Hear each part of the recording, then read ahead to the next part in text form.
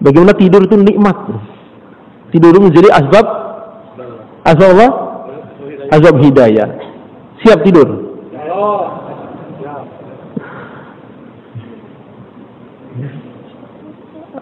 Kita juga dalam azan sudah sering sampaikan, dalam azan subuh itu sering dengarkan, sering kumandangkan, as-salatu khairum minan naum. Salat itu lebih baik daripada tidur. Maknanya tidur pun satu kebaikan. Sebab kalau nggak baik, nggak mungkin Allah Ta'ala jadikan, nggak mungkin Rasulullah mengajarkan supaya itu jadikan perbandingan dengan sholat. Sebab suatu yang tidak masuk akal.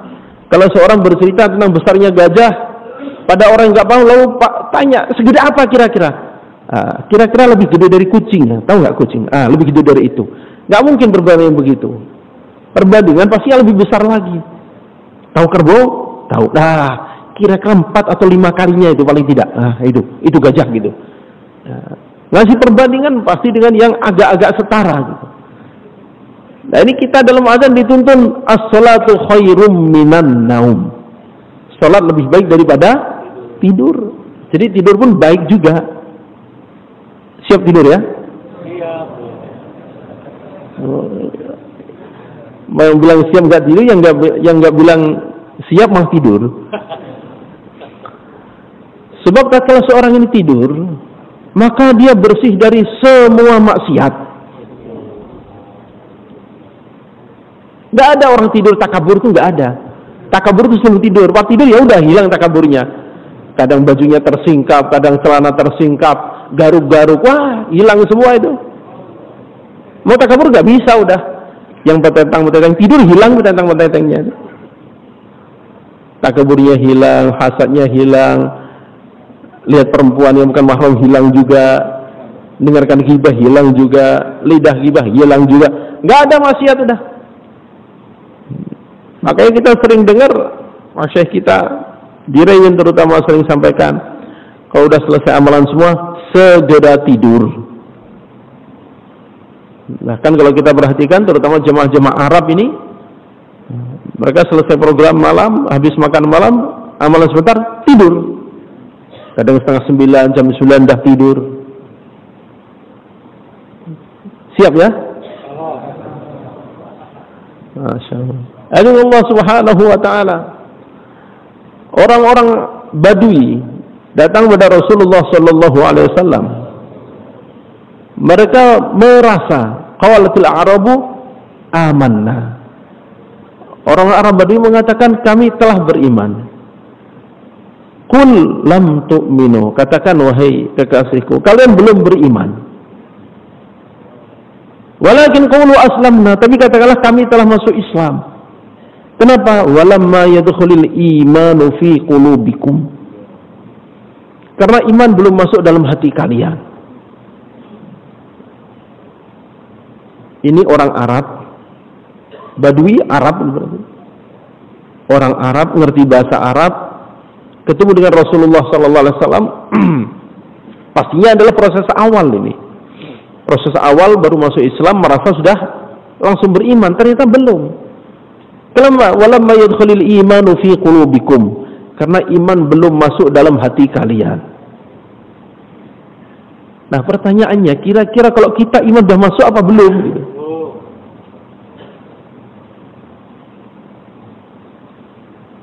Masukkan iman dalam hati.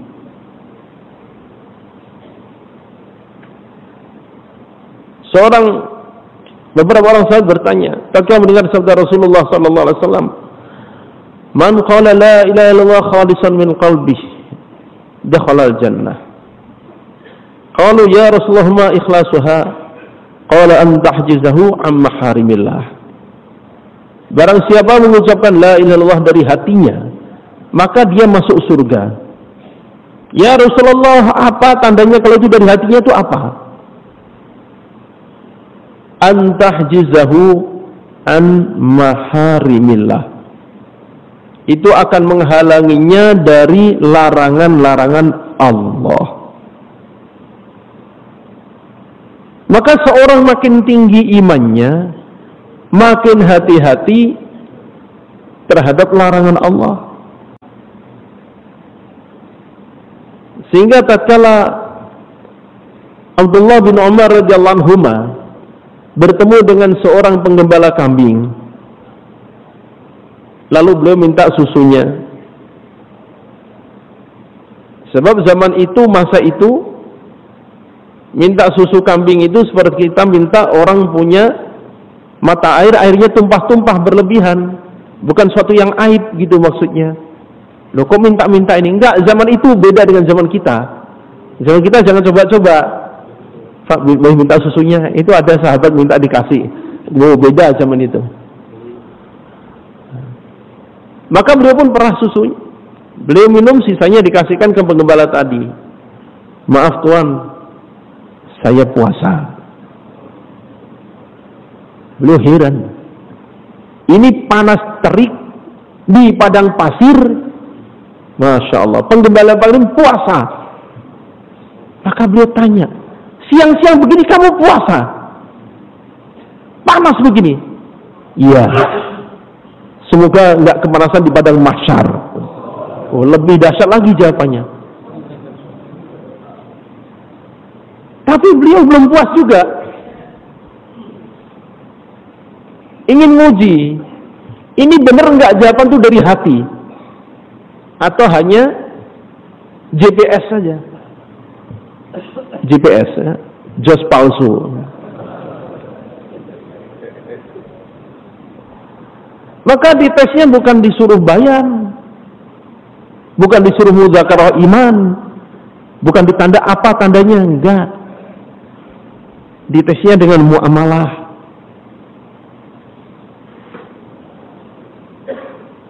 Kalau ini kambing punya siapa? Ini bukan punya saya, punya tuan saya. Saya bisa beli kan? Oh, enggak bisa. Ini amanahnya hanya untuk digembalakan, bukan untuk dijual belikan. Beli satu enggak apa-apa kali. Oh, enggak bisa. Udahlah, enggak usah bilang-bilang nanti. Enggak usah bilang-bilang nanti. Oh, jangan, enggak boleh. Ketahuan marah. Enggak mungkin tahu kambing sebanyak ini. Kalaupun ketahuan tinggal ngomong aja, diterkam serigala. Beres. Fa'ainallah. Terus gimana Allah?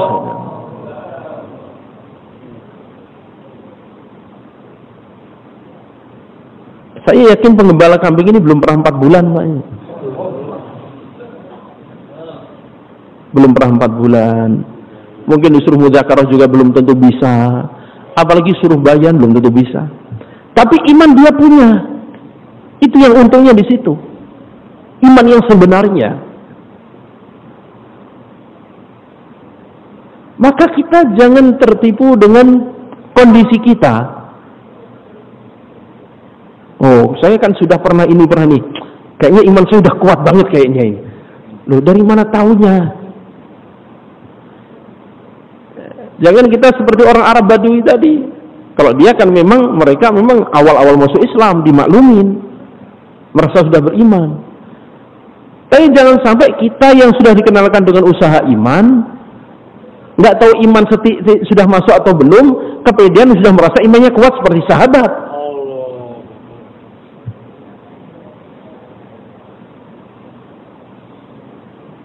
Kita malu sendiri nanti di akhirat.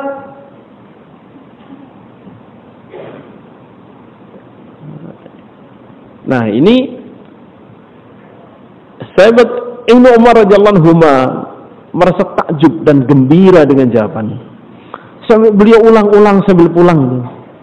Orang Badui, Masya Allah, penggembala kambing di padang pasir, panas-panas. Diuji imannya, bisa mengatakan fa'inallah, betapa indahnya. Akhirnya beliau beli itu. Budak dibeli, kambing dibeli. Diborong semua. Lalu balik lagi. Saya sudah ketemu tuanmu, kamu sudah saya beli. Dan kambing ini juga sudah saya beli. Ya, udah. Terserah tuan. Saya adalah budak tuan sekarang. Kamu saya merdekakan, dan kambing ini aku berikan hadiah untuk kamu semuanya. Ghanimah. Apa? Ghanimah. Kata penggembala kambing apa? Aku terima dan insya Allah aku akan sedekahkan semua.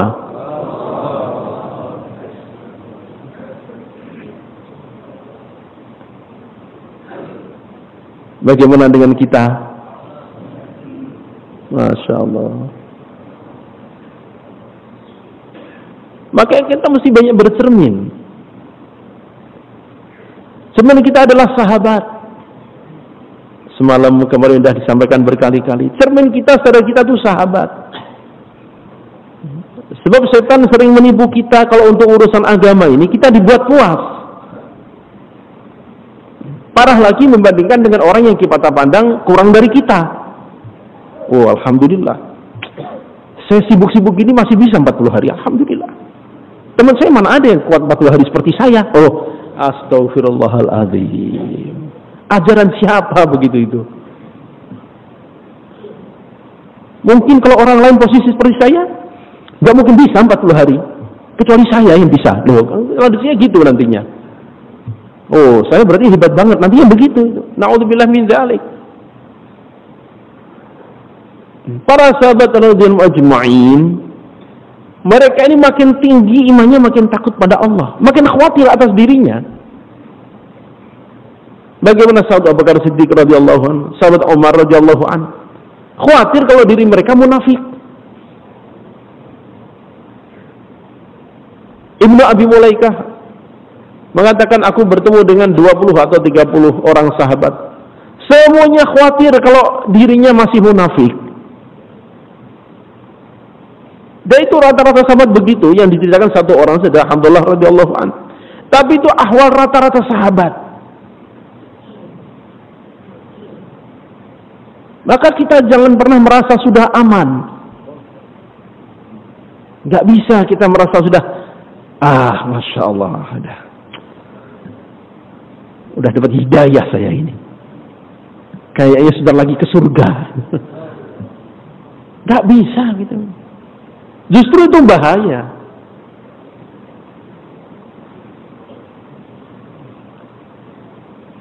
Sahabat Abu Bakar Siddiq radhiyallahu anhu yang sudah diberitahukan bahwa beliau dipanggil dari 8 pintu surga. Kalau orang lain ngantri di pintu surga mencari, kira-kira boleh nggak saya masuk dari sini? Kalau bukan jurusannya suruh pindah ke pintu lain. Dia misalnya dimasukkan ke surganya asbab banyak zikirnya yang Allah terima. Maka ada pintu zakirin namanya. Dia lihat dari jauh, oh itu orang pada ngantri, masuk dia dari situ. Pas dicek, oh ini babur royan ini. Untuk yang ahli puasa, nggak boleh, pindah sana, cari. Oh itu cari itu jauh itu. Kita aja di stadion, dari pintu ke pintu berikutnya lumayan jalannya. Oh ini dari pintu surga, pintu berikutnya jauhnya luar biasa. Nah ini sahabat Abu Bakar Siddiq radhiyallahu an, semua pintu surga manggil. Pingin dilewati, bangga kalau akhirnya jadi tempat lewatnya Abu Bakar Siddiq radhiyallahu an. Nah, beliau yang sudah posisi setinggi itu, Allahu Akbar. Alangkah indahnya kalau Abu Bakar itu jadi daun saja, jadi rumput saja dimakan hewan, selesai urusan. Betapa enaknya kalau jadi burung gitu, mati nggak ada hisab. Abu Bakar, aduh, gimana hisabnya nanti? Itu orang yang korbannya sebegitu tingginya, Rasulullah SAW katakan bahwa semua pengorbanan para sahabatku untukku telah aku balas semuanya, telah aku ganti semuanya, kecuali Abu Bakar Siddiq, hanya Allah yang bisa mengganti.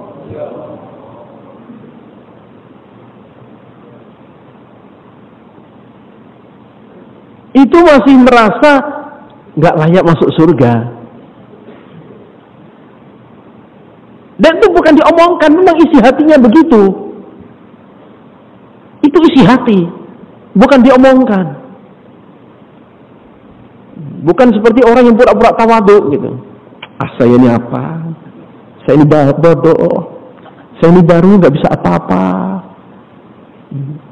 Tapi hatinya lain lagi nanti. Kalau Abu Bakar Siddiq radhiyallahu memang asli seperti itu. Asli seperti itu. Sehingga semua yang beliau lakukan dengan ketakutan, dengan kekhawatiran. Jangan-jangan nanti, jangan-jangan khawatir.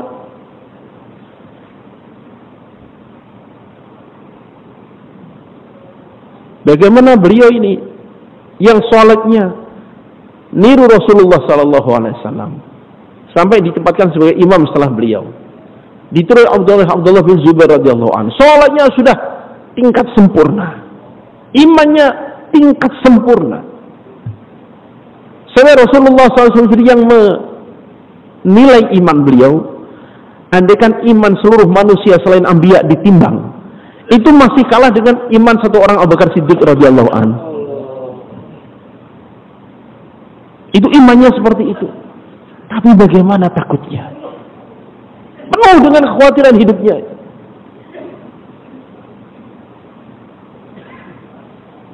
Sampai tatkala beliau dipaksa akhirnya untuk menjadi penerus Rasulullah SAW dalam memimpin umat. Subhanallah. Beliau dipaksa dan betul-betul merasa dipaksa. Makanya tatkala keadaan umat sudah damai, sudah tenang, beliau kembalikan itu. Jadi merasa dipaksa ini bukan pura-pura. Bukan, gimana lagi saya dipaksa sih. Ya, kepaksa saya terima, padahal hatinya senang. Kalau Abu Bakar Siddiq enggak. Beliau dipaksa menjadi khalifah, betul-betul merasa terpaksa, dan begitu ada kesempatan mengembalikan, beliau kembalikan. Maka beliau berdiri setelah sholat berpidato, wahai kaum muslimin, kemarin terpaksa saya terima demi untuk menjaga kemaslahatan, dan itu saya dipaksa.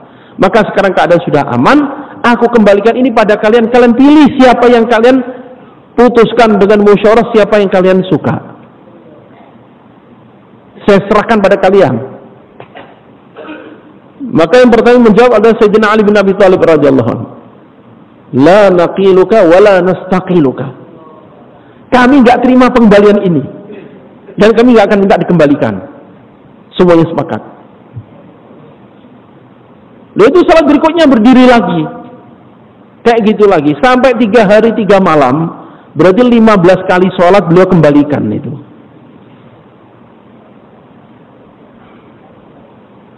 Subhanallah. Cermin bagi kita. Sebab setan tadi itu kadang menipu diri kita. Menipu kita dengan diri kita sendiri. Loh, antum ini yang paling cocok jadi jumidar di sini. Lihat, yang lain pengorbanannya apa sih? Ya kamu ini jumidarnya. Pokoknya kalau anda musyawarah tanpa kamu, bisa dimarahin itu. Seolah jadi segala-galanya. Ini sahabat Abu Bakar Siddiq radhiyallahu an, masuk Islamnya beda 6 tahun dengan sahabat Umar bin Khattab radhiyallahu an. Beda 6 tahun. Tapi bagaimana beliau dalam musyawarah? Sebab kita ini alhamdulillah Allah Ta'ala letakkan dalam dakwah yang mengedepankan musyawarah. Maka kita lihat ini sahabat Abu Bakar Siddiq radhiyallahu anhu. Cerita yang sangat masyhur ada dalam hadits sahabat, sering disampaikan oleh para masyayikh kita. Beberapa orang utusan dari sebuah kabilah datang, wahai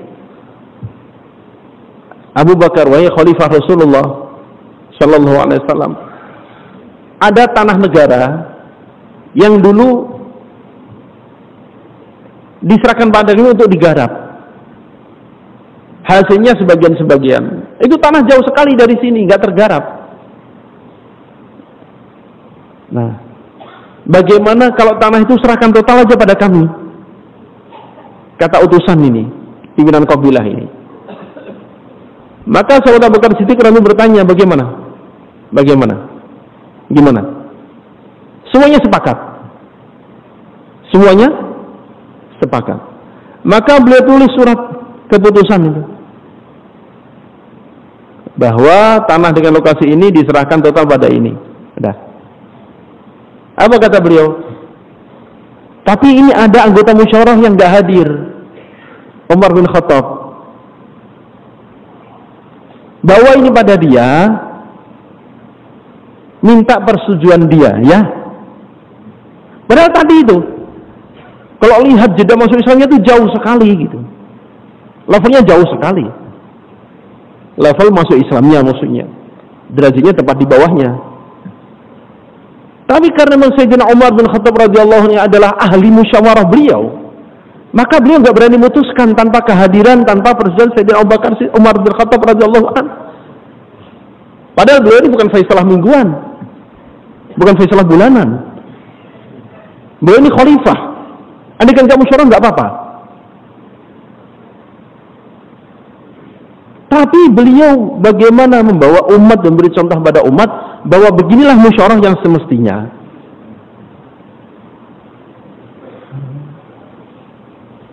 Kemarin siapa Pak Musa atau Ustaz Lutfi menyampaikan bagaimana masyayikh kita pun untuk satu masalah kadang musyawarah itu sampai 10 hari, sekian hari.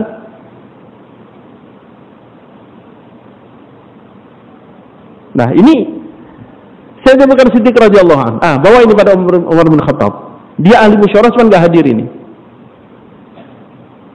Maka dibawa. Sampai di sana dibaca. Apa ini? Ini zaman Rasulullah kan zaman itu kita masih lemah, perlu orang. Sekarang tahu orang udah banyak. Saya nggak setuju. Diludahin, disobek itu. Diludahin, disobek oleh siapa? Sayyidina Umar bin Khattab radhiyallahu anhu. Kira-kira kecewa enggak ini? Manusiawi, kecewa. Maka balik ke sana, tunjukkan ini. Wahai Khalifah Rasulullah, ini lihat perlakuan Umar ini. Masa keputusanmu disobek begini, diludahi? Sebenarnya khalifahnya itu siapa? Engkau atau dia? Nah, bayangkan kalau yang digitukan kita, gitu. Pas kita jadi faisalah, gimana kira-kira? Itu putusan diludahin, disobek itu. Apa kata beliau? Sebenarnya kalau mau dia khalifahnya, cuman dia nggak mau. Masya Allah. Maka kita tidak akan letakkan diri kita yang sudah Allah letakkan dalam dakwah sesuai dengan musyawarah beneran. Jangan sampai kita sudah letakkan dalam dakwah yang ikut musyawarah sifatnya sifat keamiran. Naudzubillah min dzalik gitu. Nah, nanti kita jadi dai salah kamar. Jadi kalau couplingnya di sini yang selalu musyawarah. Kalau pengen jadi keamiran bukan di sini tempatnya. Maka kita lihat contoh bagaimana para sahabat musyawarah.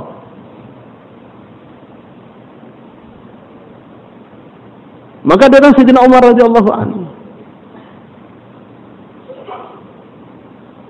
Sayyidina Umar langsung tanya, "Wahai Abu Bakar, benar kamu yang memutuskan tadi?" "Iya." Itu kalau bahasa kita gitu. Itu tanah siapa? Warisan nenek moyang kamu? Bukan, milik umat Islam. Nah terus kenapa kamu putuskan untuk dia itu? Saya sudah musyawarah dan semuanya setuju. Gak bisa begitu.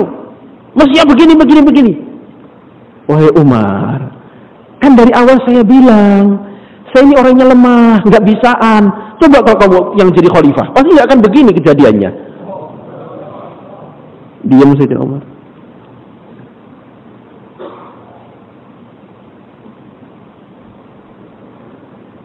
Makanya Maulana Ahmad Lat damat barakatuhum beberapa kali ingatkan kita, hendaknya kita musyawarah dengan amanah.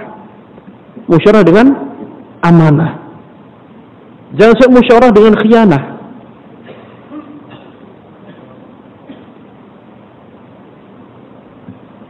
Nah ini Sayyidina Umar radhiyallahu an, Sayyidina Abu Bakar radhiyallahu an melihat ini masalah besar. Melihat ini masalah besar, maka orang yang enggak hadir pun dilibatkan. Na'udzubillah tsumma na'udzubillah, jangan sampai malah kita sebaliknya. Oh ini fulan nggak ada, fulan nggak ada. Ayo kita musyawarah ini, mumpung dia nggak ada. Ini bukan musyawarah ini. Tipu muslihat. Mengatasnamakan musyawarah. Loh maaf ini bukan dari saya. Saya lupa awal ikhtilaf Maulana Jamil atau Maulana Tariq Jamil, salah seorang dari dua orang masyayikh itu, sampaikan dalam Al-Quran diceritakan dua musyawarah dari raja kafir. Yang satu caranya benar, yang satu caranya nggak benar. Pertama musyawarahnya Ratu Saba. Ya ayyuhal malau aftuni fi amri ma kuntu qati'atan amran hatta tashhadun. Wahai kalian semua, tolong ini kasih usulan gimana ini bagusnya. Ma kuntu qati'atan amran hatta tashhadun. Saya enggak berani memutuskan kalau kalian semua belum menyampaikan usulan-usulan kalian.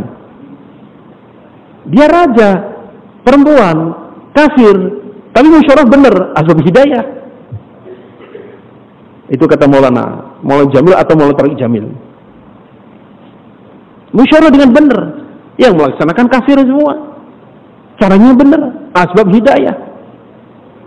Ratu Bilqis masuk Islam, warganya masuk Islam. Hidayah besar-besaran karena musyawarahnya benar. Kemudian beliau contohkan musyawarah lain lagi. Raja kafir juga, siapa? Fir'aun. Fir'aun jadinya juga musyawarah gitu. Tapi dalam musyawarah dia katakan, ma urikum illa ma ara wa ma ahdikum illa sabilar rasyad. Loh, sudah, ini keputusan saya terbaik ini, kalian harus percaya. Ma urikum illa ma ara, yang aku sayang kepada kalian itu udah terbaik gitu. Yang saya bisa berpendapat, wa ma ahdikum illa sabilar rasyad. Dan aku tidak berikan petunjuk pada kalian kecuali jalan rasyad, jalan lurus, jalan kebenaran. Nah, ini musyawarah tapi hanya alat untuk memaksakan pendapat. Akhirnya bukan mendatangkan hidayah. Maka jangan sampai kita ini sudah dikasih agama Islam, kita Muslim, dikasih dakwahnya sudah ikut syura, musyawarah malah jadi alat. Ayo musyawarah, ayo. Nanti kita sampaikan, sudah diputuskan musyawarah. Sengaja mencari kesempatan tatkala orang lain yang kira-kira beda nggak ada, supaya nanti bisa mengklaim ini sudah musyawarah. Antum tahu nggak ini musyawarah loh? Itu musyawarah atau tipu muslihat? Kita lihat saja Abu Bakar Siddiq radhiyallahu seperti itu bicara musyawarahnya. Nah, itu bentuk tingkat keimanan dan takut pada Allah Ta'ala tadi. Sahabat Abu Bakar Siddiq radhiyallahu anhu. Berikutnya sahabat Umar bin Khattab radhiyallahu anhu. Beliau yang oleh Rasulullah SAW disebut, andaikan ada nabi setelah aku, maka Umarlah orangnya. Dan 19 tempat kurang lebih ulama katakan bahwa ayat ini turun berbarengan dengan usulan Sayyidina Umar radhiyallahu anhu. Turun ayat Al-Quran tentang hijab, banyaklah tentang lain-lain. Tatkala Sayyidina Abu Bakar Siddiq radhiyallahu anhu merasa sudah dekat ajal, maka beliau bentuk tim musyawarah. Kalian musyawarahkan siapa pengganti saya. Maka itu musyawarah, saya lupa 12 atau 20 hari lamanya, deadlock, nggak ada hasil. Mereka menghadap, wahai khalifah, kami nggak berhasil. Musyawarah kok nggak berhasil, gimana ini? Semua yang kami duduk bilang dia lebih baik, jangan saya, dia aja. Jadi nggak ada yang mau. Terus gimana kalian? Saya serahkan pada engkau aja. Ya udah. Maka beliau panggil sahabat Utsman, sahabat Ali, Abdurrahman bin Auf, sahabat-sahabat besar, dipanggilin satu-satu. Gimana kalau Umar? Oh bagus. Semuanya bilang bagus kecuali satu orang saja. Apa nggak terlalu keras Umar bin Khattab ini? Insya Allah nanti Allah lembutkan. Kurang lebih gitu jawabannya. Udah sepakat. Panggil dia. Maka dipanggil Umar bin Khattab ini. Dalam keadaan sahabat Abu Bakar sakit ini. Wahai Umar, kami sudah musyawarah begini. Kamu orangnya. Wah, nggak bisa. Nggak mau pokoknya. Kamu orangnya. Pokoknya nggak mau. Ini sama-sama dengan pendapatnya. Kita udah putuskan kamu. Kalau saya nggak mau gimana? Saya nggak mau pokoknya. Yang lain banyak. Ini orang yang sudah diberi nilai, diberi gelar, diberi pujian oleh Rasulullah SAW, merasa nggak layak ini. Yang lain banyak, jangan saya. Apa yang terjadi?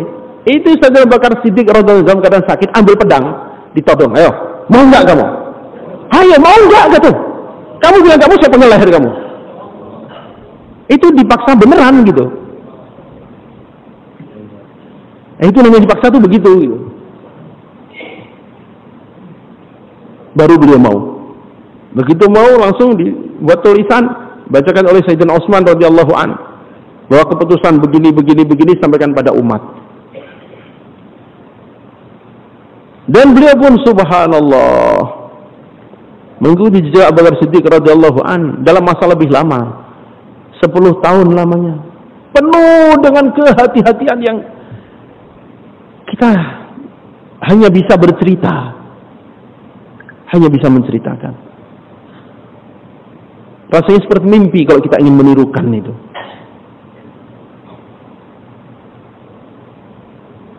Suatu ketika, Allahu Akbar, beliau ini punya unta yang susunya selalu diperah untuk minuman beliau, diperah oleh pembantunya. Maka suatu ketika nggak tahu itu untanya memang lagi nggak ada susu. Waktu itu keduluan oleh anaknya, itu ceritanya. Anaknya duluan sehingga jatah untuk Sayyidina Umar udah habis oleh anak unta itu. Maka pembantunya inisiatif merahkan susu dari unta Baitul Mal. Dan unta Baitul Mal ini untuk semua umat Islam itu udah. Dan beliau juga termasuk umat Islam. Diperahkan. Pas minum, oh, kok lain ini? Ini dari mana? Unta kita sudah keduluan sama anak-anaknya, jadi nggak kebagian Tuhan. Lah terus dari mana? Ini dari unta Baitul Mal. Kamu masukin neraka dalam perut saya. Tahu nggak kamu ini neraka ini? Masya Allah. Padahal itu untuk umat Islam, beliau pun umat Islam gitu. Subhanallah. Saking sedihnya, saking takutnya, saking khawatirnya, maka beliau keliling itu. Datang ke tokoh-tokoh umat itu yang dia mewakili. Tolong halalkan ya. Saya terlanjur minum itu. Ya Allah, Amirul Mukminin, itu jangankan hanya susunya, dagingnya pun halal untuk Tuhan. Datang lagi, tolong kemarin begini ceritanya, tolong saya minta halalnya. Subhanallah, seorang pada nangis itu. Maka dari sini kita pahami bahwa itu di awal-awal saja, di zaman Rasulullah SAW saja beliau nampak tegas keras begitu. Setelah jadi khalifah begini keadaannya.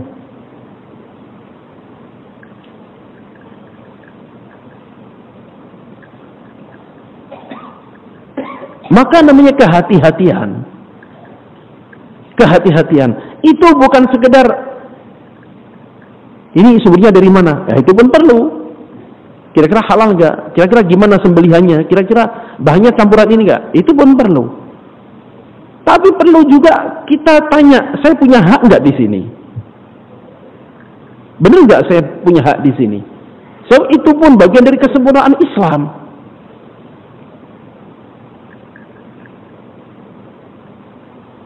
Suatu ketika Sayyidina Umar bin Khattab sakit. Datanglah tabib untuk meriksa. Semua tabib sepakat obatnya minum madu. Kalau memang karena beliau hidupnya pas-pasan, Mau beli madu nggak ada uang, di rumah nggak punya.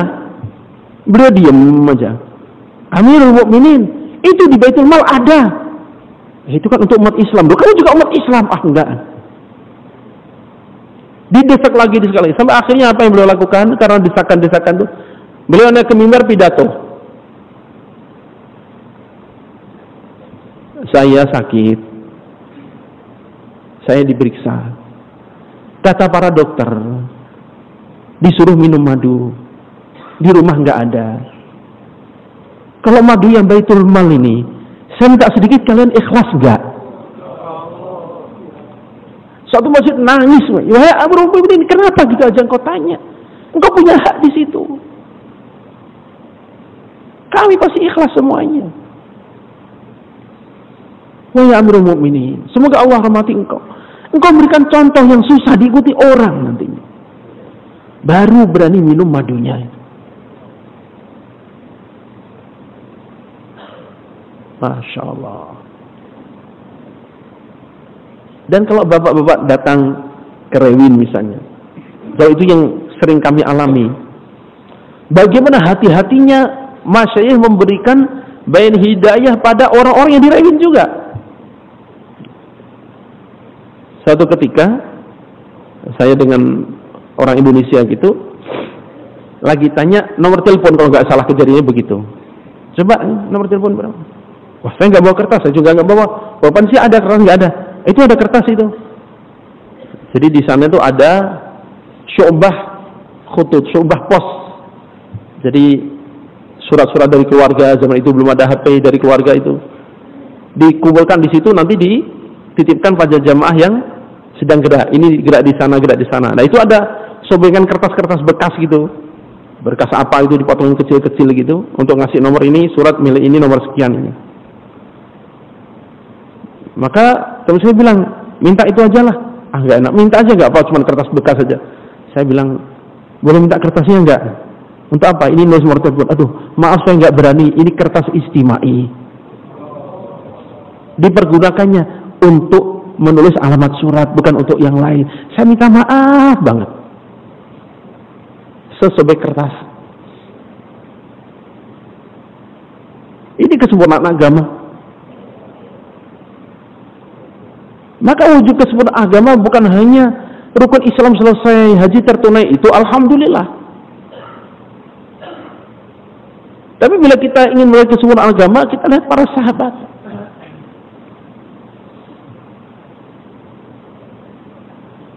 Sampai kami ngalami satu kejadian. Teman-teman di Karachi tahu ini kejadiannya. Waktu itu ada salah seorang orang tua kita datang ke Karachi untuk nengok anak yang sedang ngaji di Karachi. Maka kami pelajar istiqbal semua.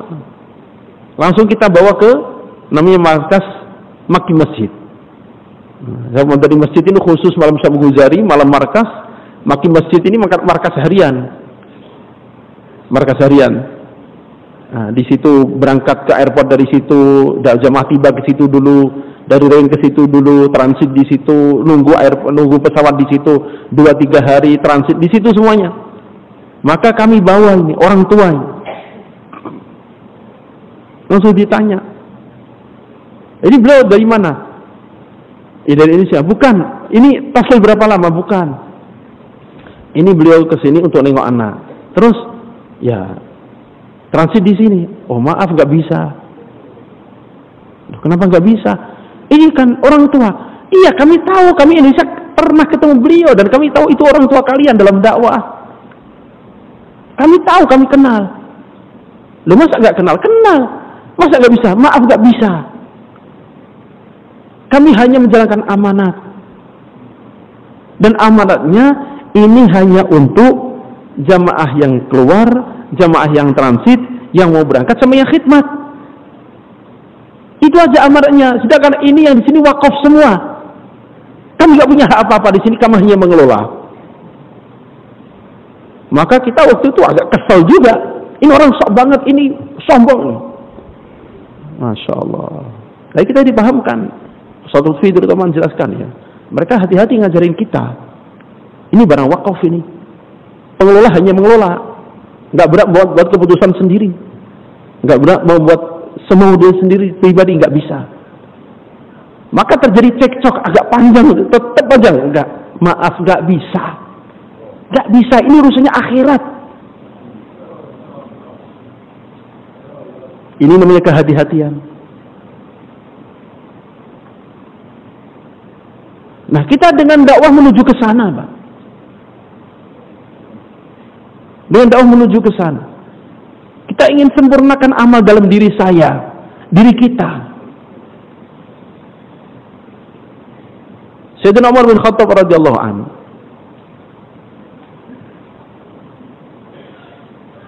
suatu ketika datang seorang utusan. Masya Allah. Makanya saya bilang tadi, kita itu hanya bisa menceritakan. Rasanya mimpi kalau pengen meniru, itu rasanya mimpi. Tapi minimal kita niat bahwa kita menuju ke sana gitu. Kita jangan pernah merasa sudah sampai, sudah aman, sudah belum misalnya. Masih jauh, target kita masih jauh sekali. Itu ada seorang sahabat beliau, kalau tidak salah. Beliau membawa makanan cukup banyak, kemudian dimasak, disiapkan, memang dibawa untuk dibagi-bagi pada umat. Maka dibagikan. Tiba-tiba Sayyidina Umar panggil pembantunya, tolong berikan bahan makanan yang seperti itu. Kata sahabatnya, ya, hai Amirul Mukminin, ini ada juga jatah untukmu. Enggak, untuk yang lain saja. Saya khawatir saya ngambil lebih dari hak saya. Mendingan saya beli sendiri saja, saya ada uang.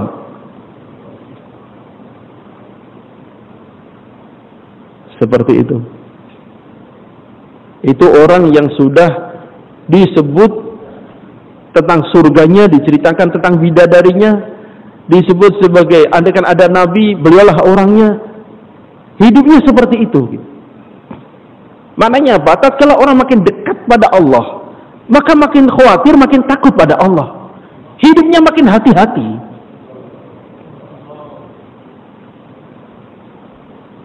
Sebab agama ini bukan, maaf, bukan kantor, bukan jabatan. Maksudnya gimana? Bukan perusahaan. Misalnya saya punya perusahaan misalnya, atau Bapak punya perusahaan. Maka di situ kan ada levelnya, ada pangkatnya.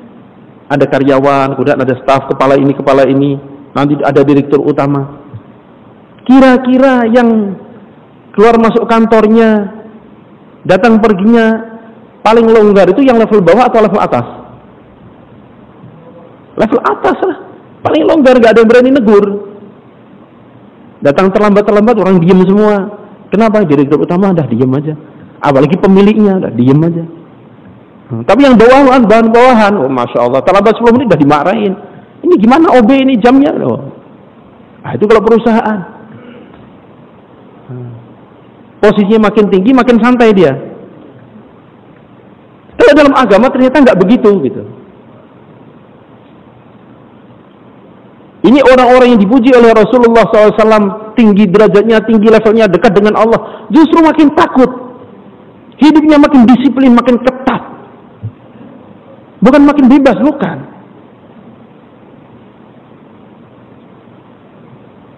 Maka kita jangan pernah tertipu dengan anggapan orang. Karena orang menganggap kita sudah disebut apa? Penanggung jawab, dah disebut jumidar, apalagi orang lama dan sebagainya. Tenang aja. Orang nggak akan berani negur saya kok. Sini orang takut semua dengan saya. Astaghfirullahaladzim. Justru Sayyidina Umar radhiyallahu anhu sangat takut kalau posisinya seperti itu. Makanya beliau tanya, nanti kalau saya salah siapa ingetin saya itu siapa?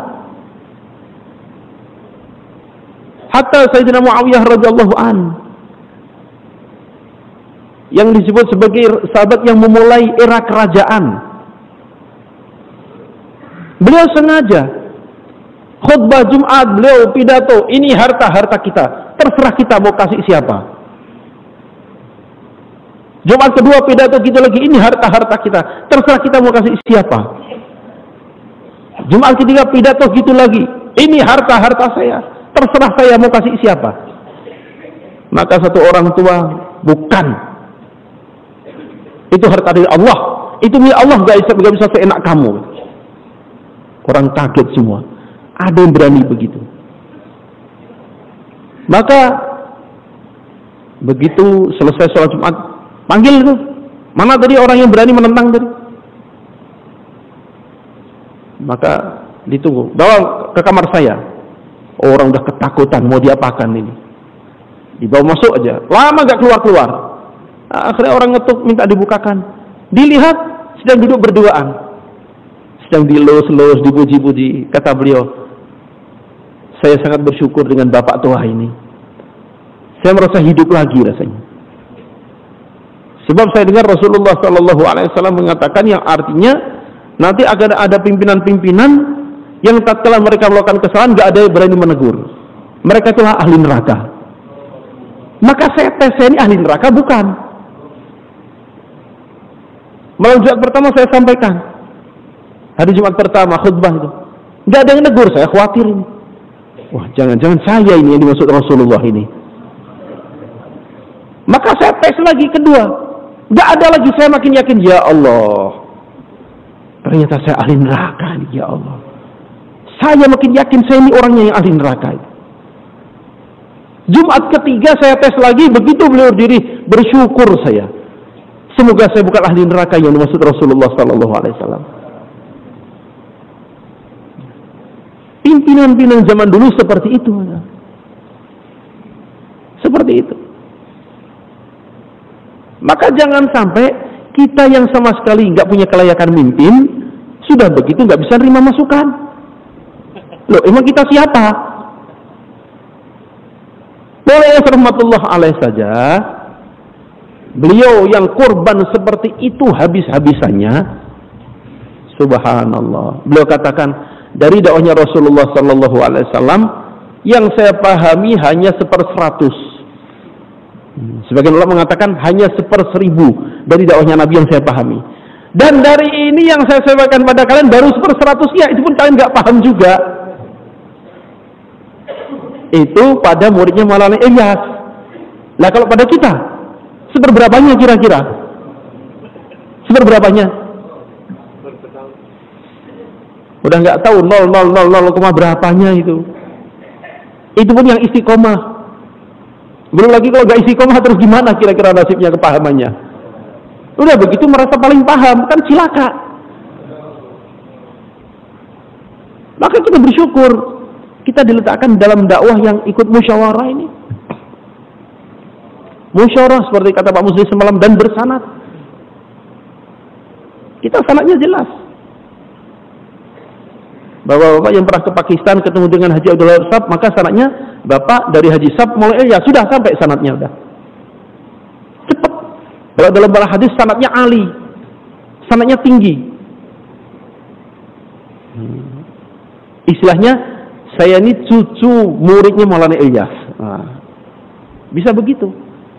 Kenapa? Karena bersuhbah dengan muridnya Maulana Ilyas langsung, Haji Abdul Wahab Sab. Kalau yang lama-lama ya hampir semuanya ketemu dengan Maulana Hasan, sama juga cucu muridnya Maulana Ilyas. Disyukuri. Disyukuri. Kalau tidak nggak tahu kita sanadnya kemana nanti.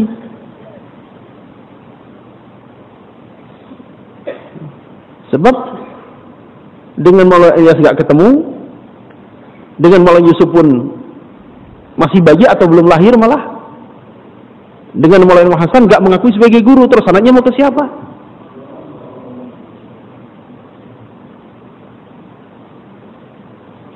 Sanadnya lewat siapa ke Maulana Ilyas? Nggak jelas. Sebab sanad beda dengan nasab. Oh, sanadnya kan dari Maulana Harun misalnya. Rahmatullah alaih. Maulana Harun meninggal dunia, beliau baru umur 8 tahun. Sudah bisa ambil sanad dakwah emangnya. Maka kalau diajak bicara sanad, kita syukur kita yang pegang sanad, yang punya sanad jelas. Dari Haji Abdul Wahab, dari Maulana Ilyas.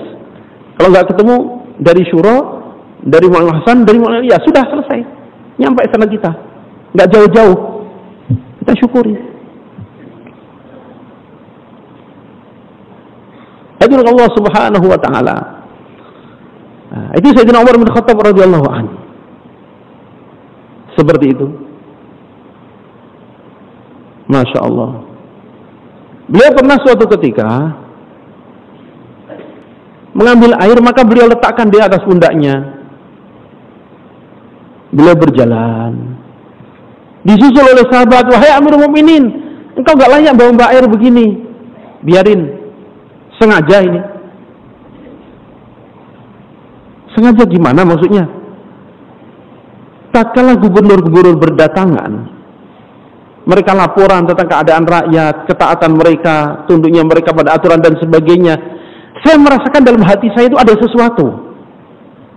Saya khawatir itu merusak saya. Maka sengaja saya rendahkan diri saya seperti ini supaya nggak naik begitu itu. Itu Sayyidina Umar itu. Merasakan bahwa penghormatan orang, kedudukan orang itu bisa merubah hati dan bisa merusak gitu. Itu Sayyidina Umar yang setan pun pada takut. Itu Sayyidina Umar yang surganya sudah jelas kaplingnya. Itu Sayyidina Umar yang andaikan ada Nabi, beliaulah orangnya, dan sebagainya dan sebagainya. Merasakan ketakutan tatkala orang-orang takzim pada beliau, tatkala orang-orang taat pada beliau. Merasa khawatir kalau hati itu berubah.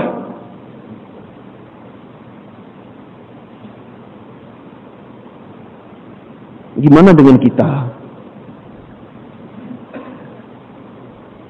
Gimana dengan kita?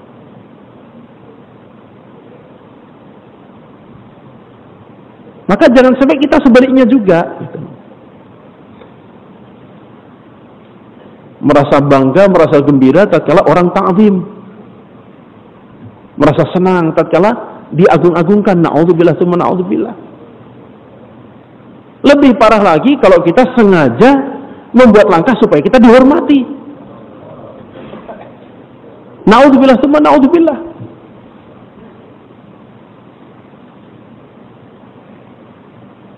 Kata para ulama ini,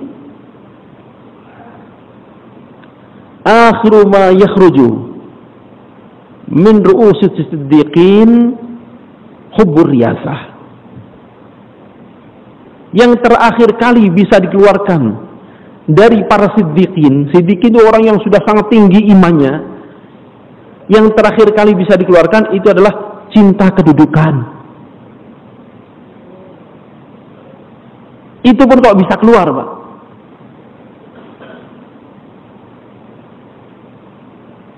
Sebab ini nafsu yang merusak tanpa terasa. Kalau orang cinta harta itu nampak sekali. Tapi kita kebetulan seolah nggak berpenyakit, padahal itu penyakit lebih parah.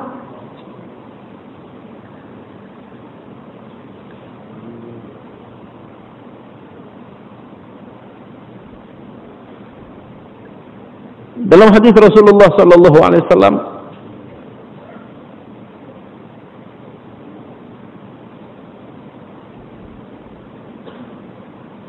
bahwa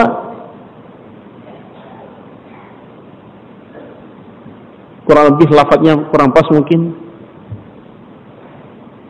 ma min dhi'bin ursila fi ghanamin bi afsalaha min ar-rajuli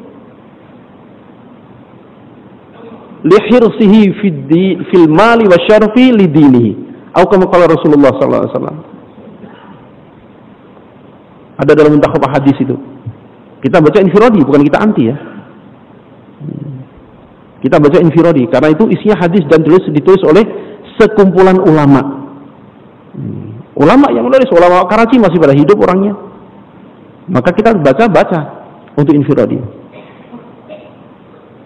Ma dibani ursila fi ghanamin, tidaklah 2 ekor serigala yang dilepaskan di sekumpulan kambing-kambing itu lebih merusakkan, lebih berbahaya bagi kambing-kambing itu melebihi seorang yang begitu tamak pada harta dan kedudukan, bagaimana dia bisa merusak agamanya.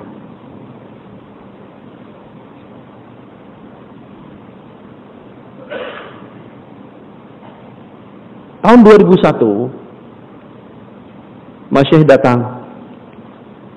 Waktu itu orang-orang lama dikumpulkan. Begitu duduk langsung beliau bayan.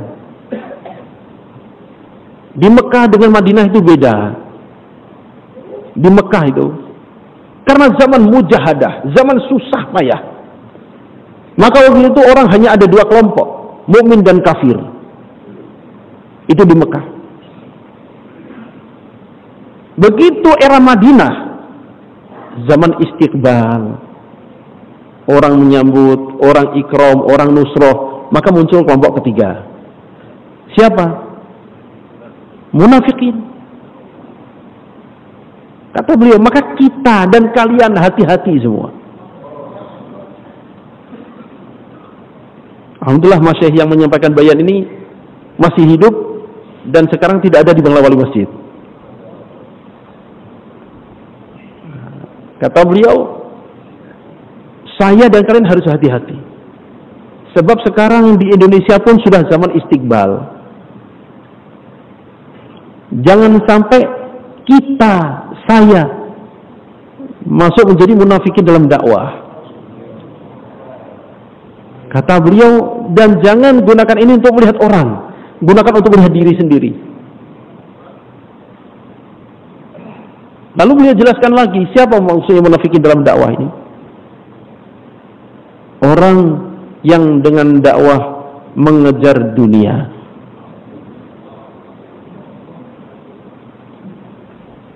Nah, dunia itu bukan hanya uang, tadi saya sampaikan. Ada yang lebih dari uang, namanya kedudukan. Itu lebih dari uang, lebih bahaya dan lebih lezat daripada uang.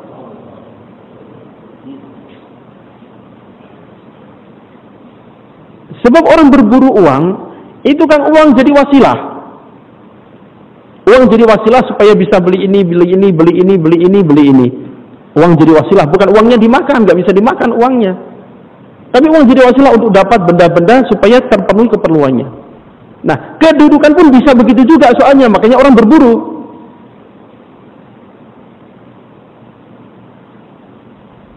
Dengan kedudukan yang dimiliki, seorang dapat penghormatan. Lalu dengan penghormatan dapat makan enak, dapat pakaian bagus, dapat kehormatan, dapat tempat di depan, dapat tempat yang nyaman, dapat ini, dapat ini, dapat ini, dapat dengan kedudukan. Maka kalau itu yang dikejar, masalah besar di akhirat. Dan itu yang tahu hati, Pak. Bukan omongan, saya mah enggak, saya enggak ngejar itu. Bukan itu, hatinya ngejar enggaknya itu hati yang tahu. Benar yang dikejar akhirat atau itu gitu.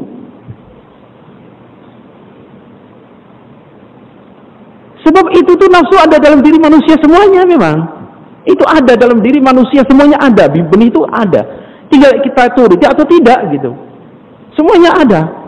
Karena kita nafsu, manusia ini oleh Allah dikasih nafsu, kasih akal, kasih nafsu juga. Nah, dalam nafsu itu ada nafsu setan, ada nafsu binatang buas, ada nafsu hewan melata, ada nafsu rububiyah.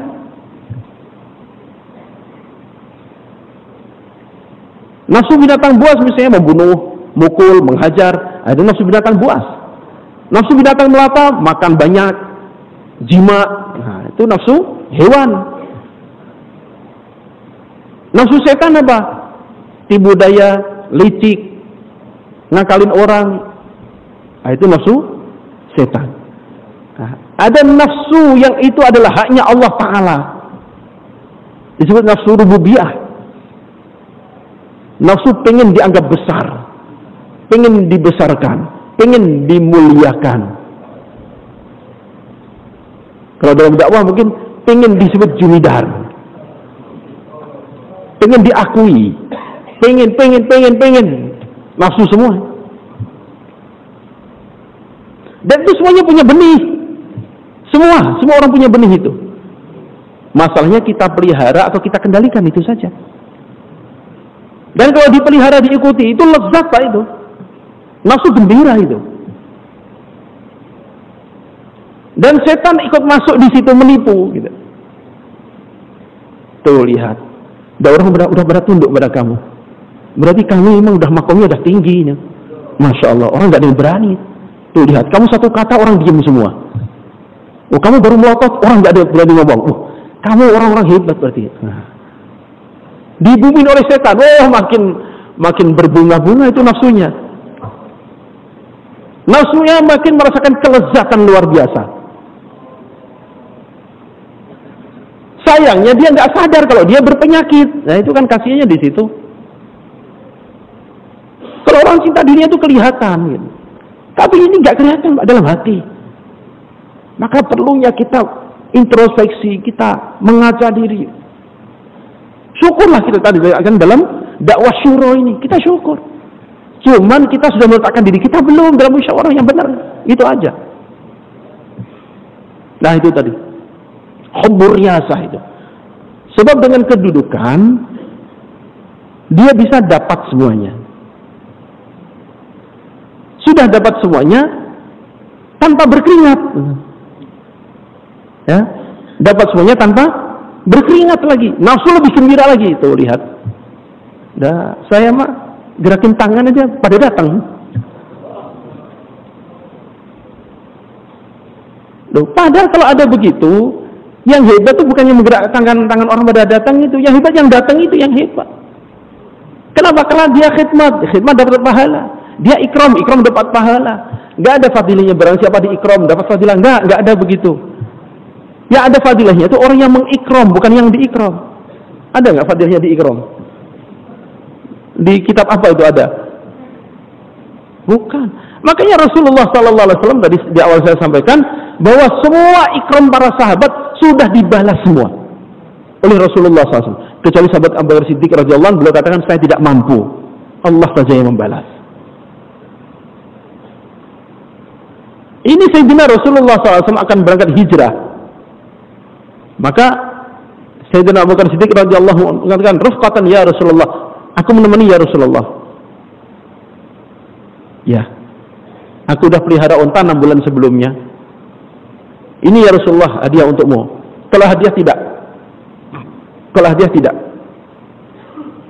Saya beli tapi ngutang dulu. Saya terima. Tersangkau ya Rasulullah. Nah itu Rasulullah seperti itu. Mengajarkan pada kita bahwa kalau judulnya ada keluar di jalan Allah, maka hendaknya betul-betul bi amwalikum wa anfusikum, walaupun kita nggak punya utang nggak apa-apa, tapi kita bayar lagi.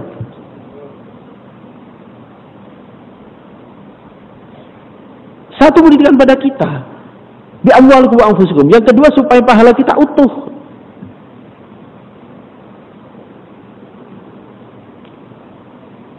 Adun Allah Subhanahu wa taala. Nah, ini tadi bahwa memang nafsu hubbur riyasah itu dia bisa gunakan untuk mencapai keperluan-keperluan sebagaimana orang yang punya uang mencapai keperluan. Sama.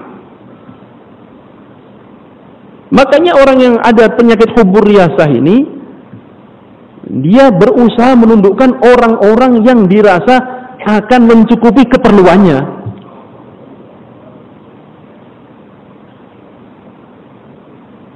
Oh, ini orang kaya ini dan dia ahli ikram.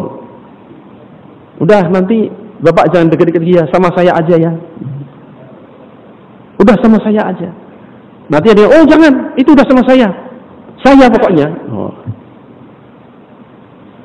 Ada yang ahli khidmat, misalnya ini contoh aja. Masaknya enak. Oh, Bapak nanti dengan saya taskilnya ya.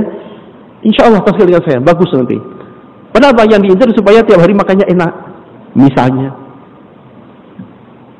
Dan nanti kalau diminta ke jemaah lain, oh jangan, itu kita bentuk jangan. Padahal maksudnya lain. Maksudnya untuk mengejar kenyamanan tadi, gratis. Nah, mengejar kenyamanan gratis. Kenapa? Karena punya modal apa? Posisi. Nah ini kita termasuk saya maksudnya harus selalu muhasabah diri. Jangan sampai kita berkorban, berkorban. Orang menganggap kita, fulan menganggap kita, manggil kita, muliakan kita. Di akhirat kita sengsara, dia yang bahagia.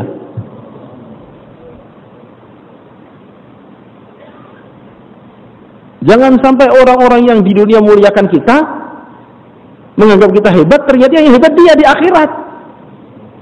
Allah Akbar, betapa malunya kita. Tatkala ketahuan niat kita selama ini, ternyata ada niat ini, niat ini. Dibuka semua sama Allah Ta'ala. Allah, taruh mana muka kita? Maka umpam di dunia kita koreksi lagi. So ini penyakit sangat lembut sekali, halus sekali, nggak terasa. Dan setan tadi masuk menipu kita, menambah kelezatan penyakit itu. Soalnya ini bukan penyakit, ini adalah satu makom yang kita sudah capai. Sudah sampai saya, Masya Allah. Orang pada nurut saya. Ini berkah zikir saya ini. Ini berkah pengorbanan saya ini. Berkah saya yang paling awal di sini. Berkah saya. Inna lillahi raji'un. Masya Allah.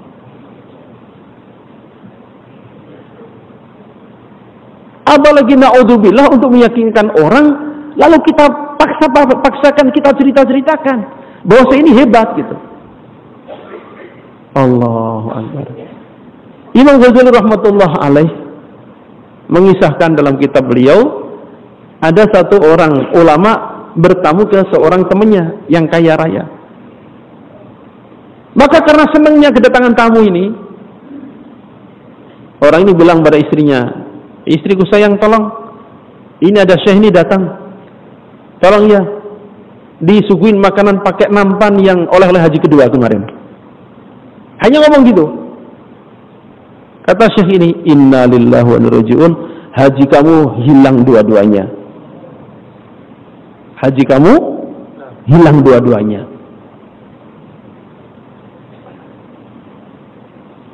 Hanya nyindir gitu aja, nggak cerita, saya ini dah haji loh, saya nggak gitu. Hilang dua-duanya. Maka amal dakwah ini berat, mujahadah ini berat, korban ini berat. Lebih berat menjaga sampai ke akhirat itu lebih berat.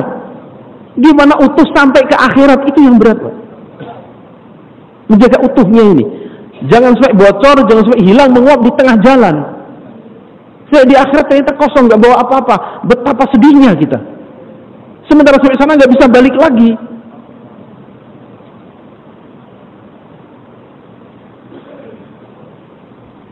Orang-orang berdatangan nanti di akhirat, janjian untuk nongkrong bareng-bareng.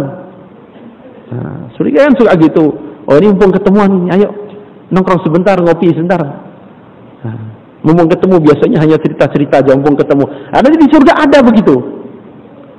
Janjian, wah di mana ini? Ayo di sana, di taman ini. Ayo. Oh, pakai kendaraannya masing-masing, sesuai dengan tingkat surganya. Nah, jadi bahannya bukan dari besi, bukan dari aluminium, dari permata. Seperti Pak Musri cerita semalam itu. Bayangkan itu helikopter dari yakut merah. Ada yang dari zamrud, ada yang dari zabarjat. Wah, permata berdatangan semua.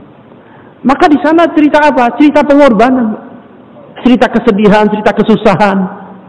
Nggak ada yang cerita kekayaan, nggak laku cerita kekayaan di sana, Mas. Cerita pengorbanan dulu. Jangan sampai kita di dunia yang banyak korban, di sana nggak bisa diceritakan. Kenapa? Karena udah menguap semua di dunia. Perasaan saya juga udah pernah. Waktu jadi usul saya, di mana kok jadi kelupaan begini? Ya udah menguap di dunia, sering diceritakan soalnya. Sering diceritakan, dibanggakan, pengen pengakuan. Na'udzubillah min dzalik.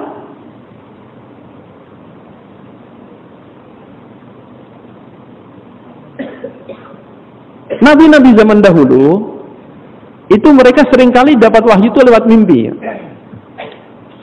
Ada seorang nabi yang mimpi, besok kamu keluar rumah, yang pertama kali terlihat kamu makan. Lalu yang kedua yang kamu temui, kamu kuburkan. Yang ketiga yang kamu temui, kamu tinggalkan. Yang keempat yang kamu temui, penuhi permintaannya. Yang kelima yang kamu temui, jangan sia-siakan harapannya. Dah, bangun beliau. Namanya Nabi, wahyu pasti ingat. Keluar pertama kali yang dilihat suruh makan. Maka beliau pun keluar rumah. Begitu keluar yang nampak apa? Gunung. Wah, pertama kali gunung ini suruh makan berarti. Masya Allah, gimana? Ya ini perintah Allah. Maka beliau pun berjalan mendekati gunung apa? Dengan niat makan gunung. Enggak mikir ini mustahil, ini gimana caranya, enggak dipikirkan. Pokoknya ini perintah Allah, saya kerjakan. Maju aja. Berangkat, maju. Masya Allah. Itu gunung makin dekat, makin dekat, makin dekat, makin dekat, makin dekat, makin kecil. Begitu dekat jadi makanan yang lezat, dimakan habis. Tertunai sudah. Barang yang pertama kali dilihat, makanlah. Makan. Siap makan ya? Siap makan enggak? Jalan lagi. Yang pertama, yang kedua kali dilihat, apa tadi? Kuburkan. Maka lagi berjalan melihat mangkok emas. Oh, ini mangkok emas, tapi suruh kuburkan. Kalau mestinya logika kan suruh bawa gitu. Ini enggak, suruh kuburkan. Ya sudah, taat aja. Beliau gali kubur, dimasukkan itu mangkok emas, dikubur, ditimbun, pergi. Muncul lagi. Loh gimana ini? Perintah Allah. Ya udah kubur lagi, gali lagi, temu lagi. Muncul lagi, itu sampai 3 kali. Ya Allah, terusan capek gini. Ya Allah, yang penting udah tertunai lah. Pokoknya sudah saya kuburkan. Pergi ya. Ketiga, diapakan tadi? Tinggalkan. Ketemu bangkai. Ya otomatis lari beliau. Yang keempat, pemenuhi permintaan. Datang seekor burung pipit. Tolong lindungi saya. Loh kenapa? Lindungi saya. Kenapa? Saya dikejar elang. Oh iya, masukin dalam. Dah sembunyiin aja. Yang kelima, jangan apa tadi?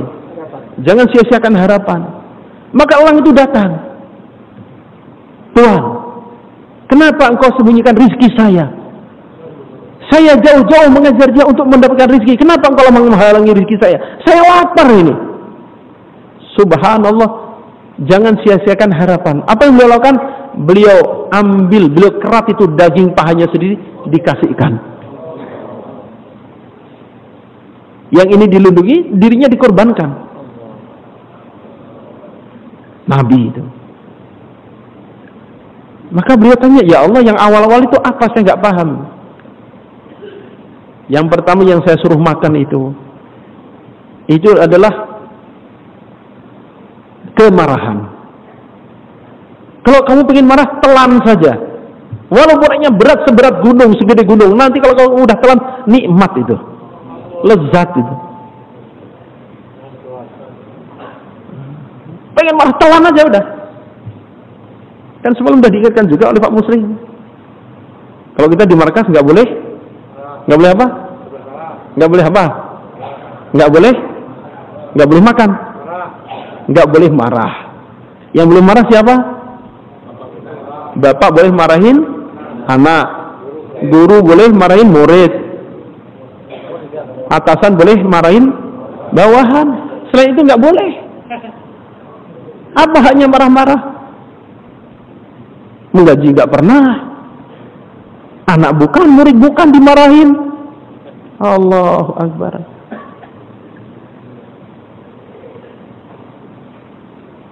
Maka jangan sampai orang nggak betah di markas gara-gara kita punya sifat pemarah ini.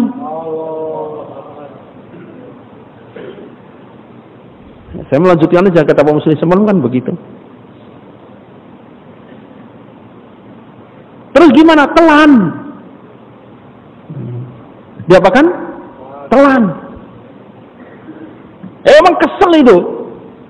Ini udah dikasih petunjuk, mestinya begini, maka begini. Ternyata betul-betul nggak sesuai dengan arahan, nggak sesuai dengan yang disampaikan. Terus gimana? Dimarahin? Jangan. Telan aja marahnya. Karena dia bukan karyawan kita. Kita nggak pernah ngasih gaji dia, nggak punya hak kita untuk marah-marah. Apa hanya marah-marah? Kita nggak pernah jaga jadi atasan sama dia. Kita nggak pernah ngasih gaji ke dia. Alhamdulillah Allah Subhanahu Wa Taala memberikan kenikmatan besar, kenikmatan iman, kenikmatan untuk menyembah dengan usaha yang sangat mulia ini. Kenikmatan yang Allah Ta'ala berikan pada akhir kehidupan umat Nabi Sallallahu Alaihi Wasallam.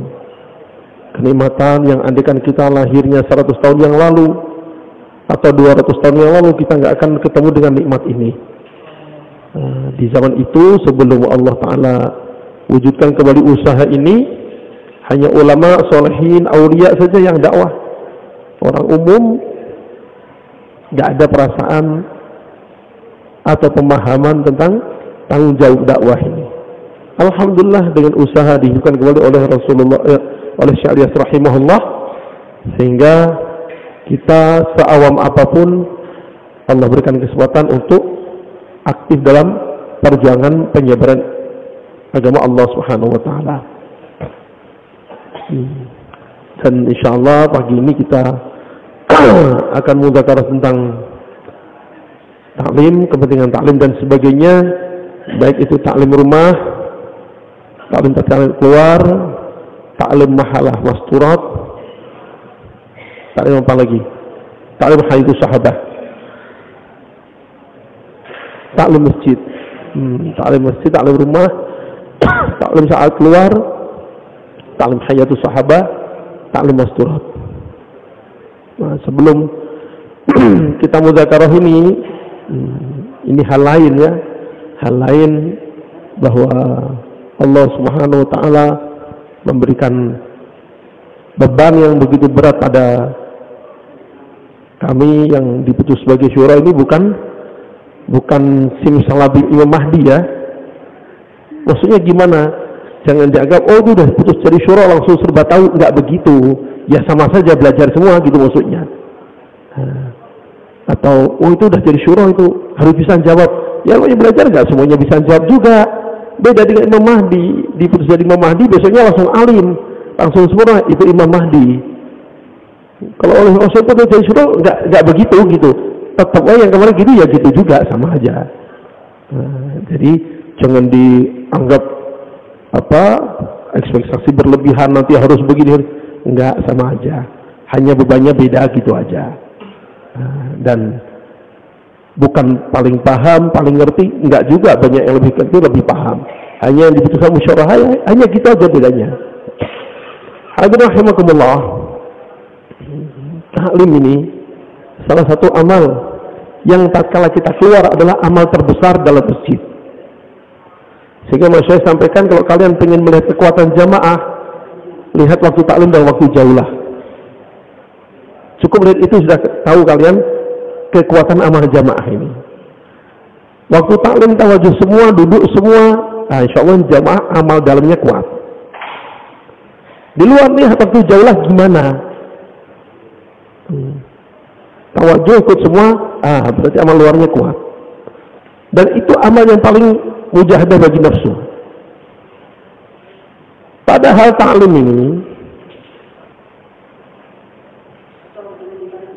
nur dalam taklim itu nggak akan didapatkan dengan nur mudzakarah, nur dalam bayan. Karena ini nur kalamullah dan sabda Rasulullah Sallallahu Alaihi Wasallam. Hanya kadang-kadang karena kurang talab ta'zim dan adabnya kita, sehingga setelah taklim nggak terasa apa-apa. Kadang maaf, 40 hari selesai, taklim pun nggak ada bekasnya. Kenapa? Waktu taklim memang nggak ada talabnya. Merasa kan cuma taklim udah sering tuh, dari 20 tahun juga udah kenal dakwah. Nah itu yang buat kita mahrum tuh di situ. Walau Umar Talanturi rahimahullah pernah dalam satu pertemuan begitu, ada satu orang di waktu istimai amal taklim begitu, entah ini jemaah keluar atau program, pokoknya begitu kejadiannya. Ada satu orang lama duduk di belakang pakai selimut gitu, baring-baring. Maka dibangunkan oleh Maulana Umar, taklim. Apa kata dia? Bangunin, tahu nggak saya sini siapa? Nyuruh taklim segala. Ya siapa yang tahu? Saya ini fulan jundar di sini, kok disuruh taklim? Saya ini fulan jindar di sini, gak usah suruh-suruh taklim. Ya kalau bahasa sombongnya, gak usah ngajarin bebek berenang. Kadang-kadang kan gitu, ada kesombongan tuh dia ingatkan tuh, udah tau lah, gak usah ngajarin ikan berenang. Dan namanya wadzikir fa inna dzikra tanfa'ul mu'minin. Maka Maulana Umar di situ agak murka juga beliau. Kamu tahu nggak yang bangunin kamu siapa? Balik gini akhirnya. Yang mana saya tahu? Umar Palanpuri. Wah, baru kaget dia. Jadi memang penyakit menganggap taklim amal yang biasa itu ya penyakit gitu. Sedangkan kita, kalau kita mau menengok ke belakang, kita yang berusaha untuk menjaga takbiratul ihram selama 40 hari nggak ketinggalan dari imam, kita yang masukkan anak ke pesantren supaya bisa ngasih syafaat berapa? 10 orang. Kita tahunya dari mana itu? Dari taklim. Kita banyak berubah kehidupan kita dari taklim. Begitu sampai pada tertentu merasa cukup. Fa idza qala ar-rajulu 'alimtu faqad bada al-jahl. Kalau orang mengatakan saya sudah tahu, udah kejahilan mulai waktu itu. Sementara mau saya sampaikan, taklim itu, andaikan suami istri dalam sebuah rumah, itu suaminya adalah Syekh Junaid Al-Baghdadi, dan istrinya adalah Siti Rabi'ah Al-Adawiyah, dua-duanya wali Allah, itu pun mesti tetap mengadakan taklim di rumahnya. Ada nggak di sini yang kira-kira sama begitu? Istrinya seperti Rabi'ah Al-Adawiyah, bapak-bapaknya seperti Syekh Junaid Al-Baghdadi. Ada? Nggak ada Pak kita. Andaikan itu ada mesti ngasih taklim gitu. Al-Imam Syafi'i rahimahullah, beliau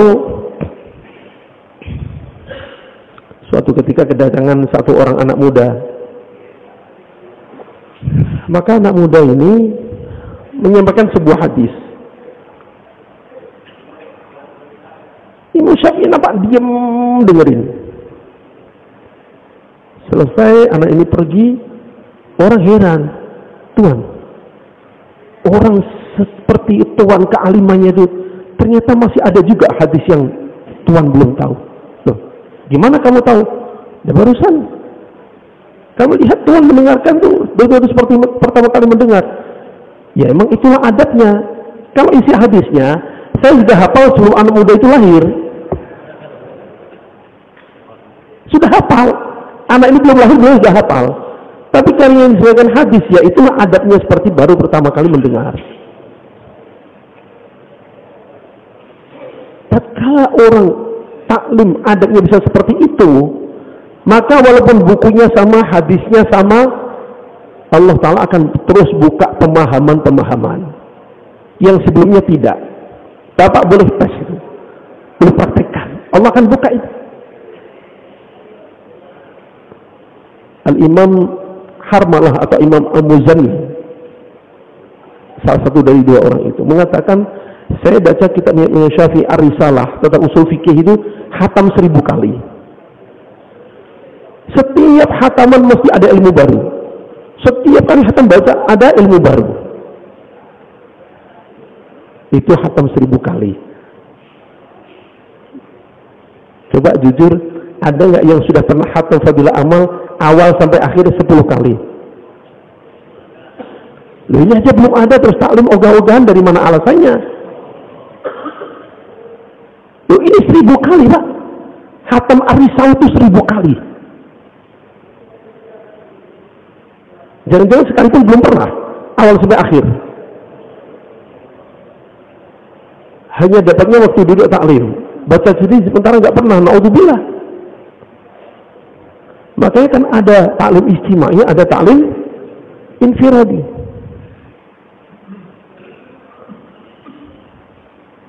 Guru kami Syekh Abdullah Faqih rahimahullah mengajarkan pada kami tiap pagi itu kitab takrib.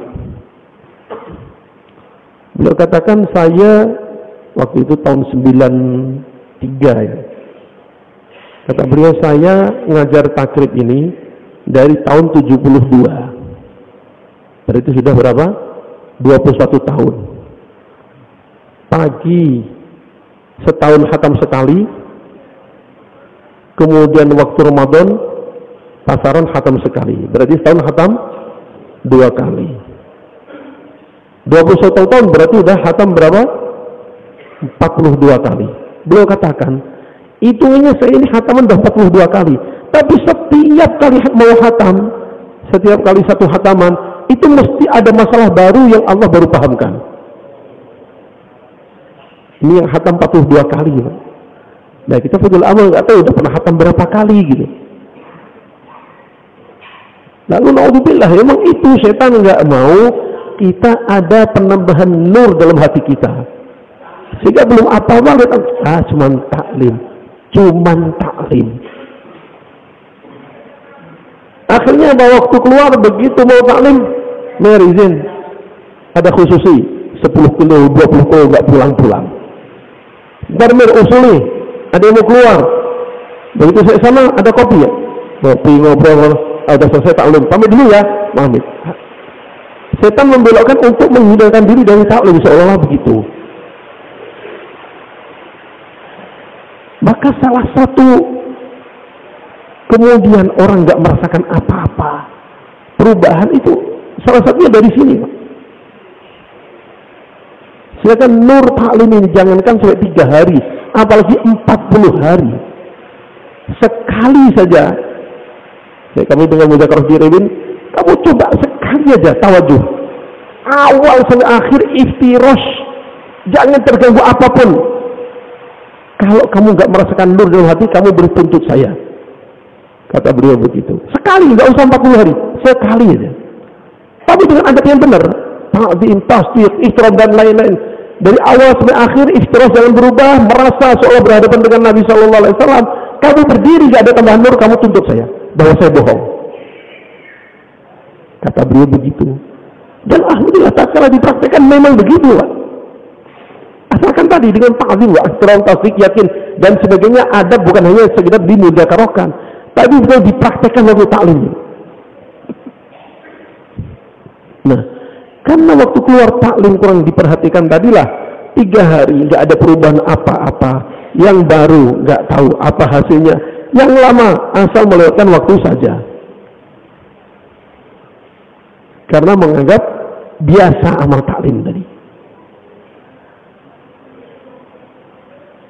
Makanya kita disuruh sampai 2,5 jam itu. Kan supaya nur kita betul-betul kuat gitu. Dan nur dalam taklim itu memang beda gitu. Ini tentang pentingnya kenapa ada amal taklim itu. Tatkala keluar, maka sebagaimana yang diarahkan oleh masyayikh kita waktu kita direwin dengan hidayah dan sebagainya, dimulai dengan satu hadis tentang fadilah Quran, kemudian halaqah tajwid. Halaqah tajwid.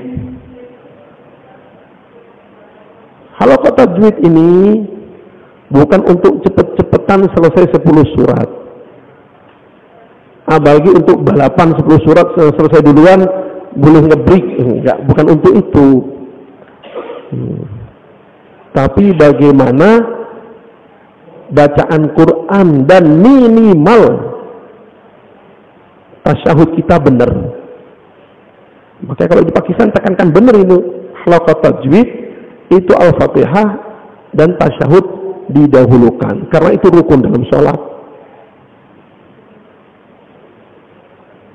Bapak masih ingat target infirodi anggota jamaah yang keluar tuh diapakan ini? Selain target mengeluarkan jamaah dan sebagainya ya, untuk tiap-tiap orang yang keluar bareng kita, targetnya ini dijadikan sampai gimana ini jamaah yang keluar ini? Layak jadi imam dan layak jadi amir. 2 itu, Pak. Bagaimana setelah keluar 3 hari apalagi 40 hari, semua makmur kita layak jadi imam, layak jadi Amir. Amir itu bukan itu bagi makmurnya ini. Bagaimana semua makmur saya wapsi layak jadi imam, layak jadi amir. Layak jadi amir maknanya dia paham betul minimal bagaimana amalan-amalan selama keluar. Mulai pagi sampai malam sampai pagi lagi. Sehingga dia tatkala diputus jadi amir nggak mengatakan, "Oh, saya nggak tahu ini, belum siap. 40 hari 2 kali 3 kali ngapain selama ini kok sampai diajarkan amir 3 hari aja nggak siap." Berarti ada yang kurang dalam tarbiyah. Itu pertama. Yang kedua, layak jadi imam.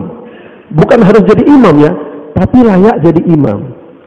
Nah, makanya ada halaqah tajwid, perbaikan bacaan Al-Fatihah, tasyahud dan surat-surat lainnya kata ada waktu. Karena itu yang wajib. Sehingga di hari pertama maka dibuat satu halaqah yang nampak dia paham bisa memperbaiki berapa orang, maka nanti hari kedua halaqahnya sebanyak itu. 2 orang 2 halaqah, 3 orang 3 halaqah, 1 orang 1 halaqah. Nggak ada gimana minta ustaz tempatan untuk ngajarin. Sehingga judul bahwa kita keluar untuk perbaikan iman dan amal ini nyata, Pak. Kami orang awam ya, orang awam belajar minta ustaz di situ, imam di situ untuk duduk bimbing kita. Kira-kira ada ustaz dimintai begitu, seneng nggak? Kan seneng, oh bener ini, berani mau ngantri orang-orang ini, terkesan Pak nanti. Ya itu subhanallah, pengalaman kami. Kalau dibilang menyedihkan, udah sangat terlalu sering yang menyedihkan begitu. Karena kurang perhatiannya pada ini tadi. Halaqah tajwid dengan orang yang baru saja pulang India, Pakistan, Bangladesh 4 bulan, ikut dakwah sudah 5-6 tahun, tasyahud aja nggak selesai hafalannya. Gimana coba? Tasyahud kadang nggak pas bacaannya. Ya kan kita kalau di pesantren namanya tasdidnya aja dihitung, Pak. Tasyahud itu dalam kitab Safinah itu. Karena ini mempengaruhi makna gitu. Dan ini rukun. Saya pernah kami keluar di satu tempat, dari situ ada taskilan ke bawah 3 hari. Waktu kita halaqah tajwid, tasyahud nggak bisa selesai. Kalau nggak salah sampai assalamualaikum ayyuhan nabi warahmatullahi wabarakatuh langsung salawat. Pak, kurang Pak. Kurang apa? Masih ada lanjutannya. Kasih tahu lanjutan. Oh, saya baru dengar ini. Innalillahi wa inna ilaihi raji'un. Kok bisa baru dengar gimana ini? Akhirnya kita bimbing sehari. Berkali-kali itu di luar waktu halaqah tajwid kita ulang lagi. Setelah itu nangis dia. Pak Ustadz, dosa saya kira-kira gimana nanti di akhirat? Loh kan Bapak nggak tahu. Insya Allah semoga diampuni. Masalahnya bukan itu Ustadz. Loh apa masalahnya? Saya ini pembina imam sekecamatan. Aduh, saya nggak bisa ngomong gitu. Aduh, ya nggak tahu bagaimana ini. Loh, pembina imam sekecamatan, Pak. Tasyahudnya kayak gini. Ini bukan cerita di pedalaman Kongo atau Afrika Tengah sana, ini di Indonesia Raya ini. Kayak gini. Kan menyedihkan. Nah itu ketahuan ketika kita halaqah tajwid dengan benar gitu. Dan banyak yang lain-lainnya itu banyak. Makanya ini target infiraditas jamaah layak jadi imam. Bacaan Fatihah benar, tasyahudnya benar, minimal itu gerakan sholat diajarin. Kemudian taklim dibaca, nah insya Allah nggak banyak yang harus diterangkan. Yang jelas tadi dengan ta'zim, dengan ihtiram, dengan ta'asur, dengan menghadirkan perasaan seolah kita ada di situ. Kisah perang Badar seolah kita menyaksikan live di situ, kita hadir bersama. Kejadian perang Uhud diceritakan bagaimana kematian para syuhada, seolah kita lihat sendiri. Cerita tentang bagaimana orang yang dimasukkan dalam neraka misalnya, kita seolah melihat sendiri. Itu Pak, sekali taklim sudah selesai berdiri itu terasa hasilnya. gairah beramal, perasaan, ihsan, Masya Allah. Perkara taklimnya benar-benar dikerjakan. Ya, itu taklim waktu keluar, dibaca semua, diusahakan fadilah sedekah juga dibaca. Makanya kalau ini 2,5 jam full tertunai. Kalau kurang ya kurang akhirnya. Kalau kurang ya kurang.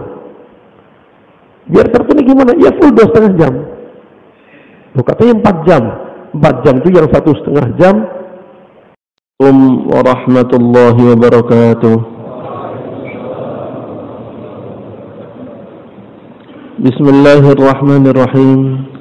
Innal hamdalillah nahmaduhu wa nasta'inuhu wa nastaghfiruh wa nu'minu bihi wa natawakkalu alayhi wa na'udzu billahi min shururi anfusina wa min sayyiati a'malina man yahdihillahu fala mudilla lahu wa man yudlil fala hadiya lahu ashhadu an la ilaha illallah wahdahu la sharika lahu wa ashhadu anna sayyidana maulana Muhammadan 'abduhu wa rasuluhu la nabiyya ba'dahu wa sallallahu ta'ala alaihi wa ala alihi wa sahbihi wa sallam tasliman katsiran katsira.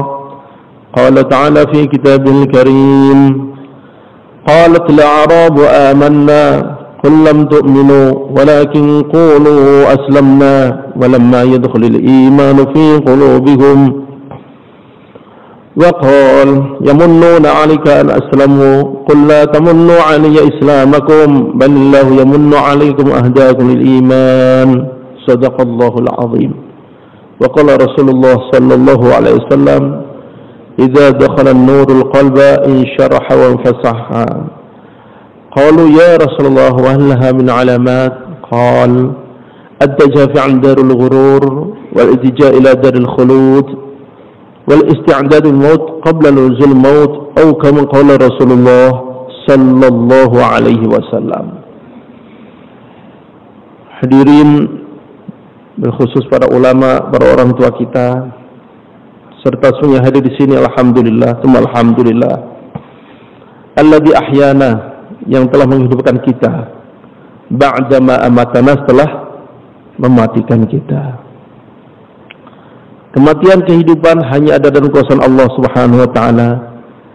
Selama Allah taala belum menghendaki kematian seorang, dia tidak mungkin mati. Dan setelah seorang mati, mananya rezekinya telah habis di muka bumi ini. Wa inna nafsan lan tamut hatta tastakmila rizqaha. Jiwa tidak mungkin mati. Tidak akan mungkin mati hatta tastakmila rizqaha, sehingga rizkinya habis, dia habiskan. Kalau seorang sudah mati, walaupun tanahnya masih puluhan hektar, ratusan hektar, tabungannya masih triliunan, maknanya itu bukan rizki dia. Rizki dia sudah habis, makanya mati. Itu simpanan rizki siapa? Wallahu a'lam. Hanya saja dia tetap dihisab, walaupun gak pakai.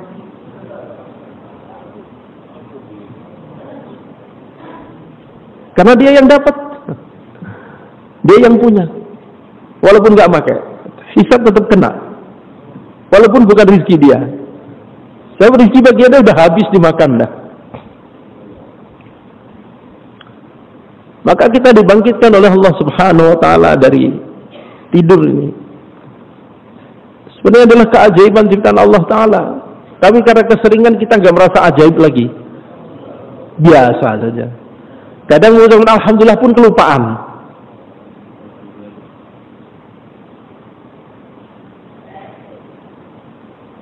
Dan rasanya sangat jarang orang akan tidur itu khawatir. Ya Allah, ini akan masuk pintu seperti kematian ini. Takut ini. Kayaknya nggak ada itu. Atau jarang sekali. Alhamdulillah tidur. Alhamdulillah, alhamdulillah. Tapi sebenarnya itu adalah saudara kematian, mirip-mirip kematian. Ba'dama amatana juga. Setelah Allah Ta'ala mematikan kita. Maka dunia ini adalah darul imtihan. Kita sejak bangun tidur sampai tidur lagi dalam ujian Allah Subhanahu wa Ta'ala. Apakah kita terus menisbatkan semua pada Allah atau pada selain Allah?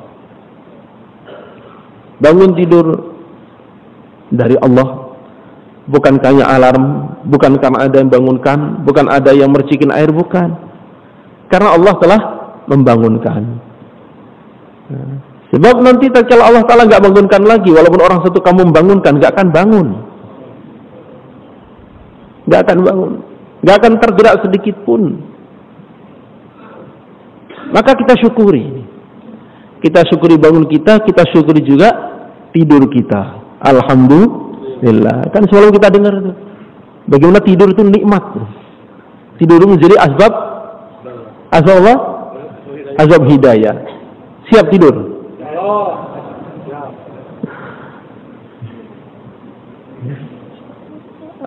Kita juga dalam azan sudah sering sampaikan dalam azan subuh itu. Sering dengarkan, sering kumandangkan. As-salatu khairum minan naum. Salat itu lebih baik daripada tidur. Maknanya tidur pun satu kebaikan. Sebab kalau nggak baik, nggak mungkin Allah Ta'ala jadikan, nggak mungkin Rasulullah mengajarkan supaya itu jadikan perbandingan dengan salat.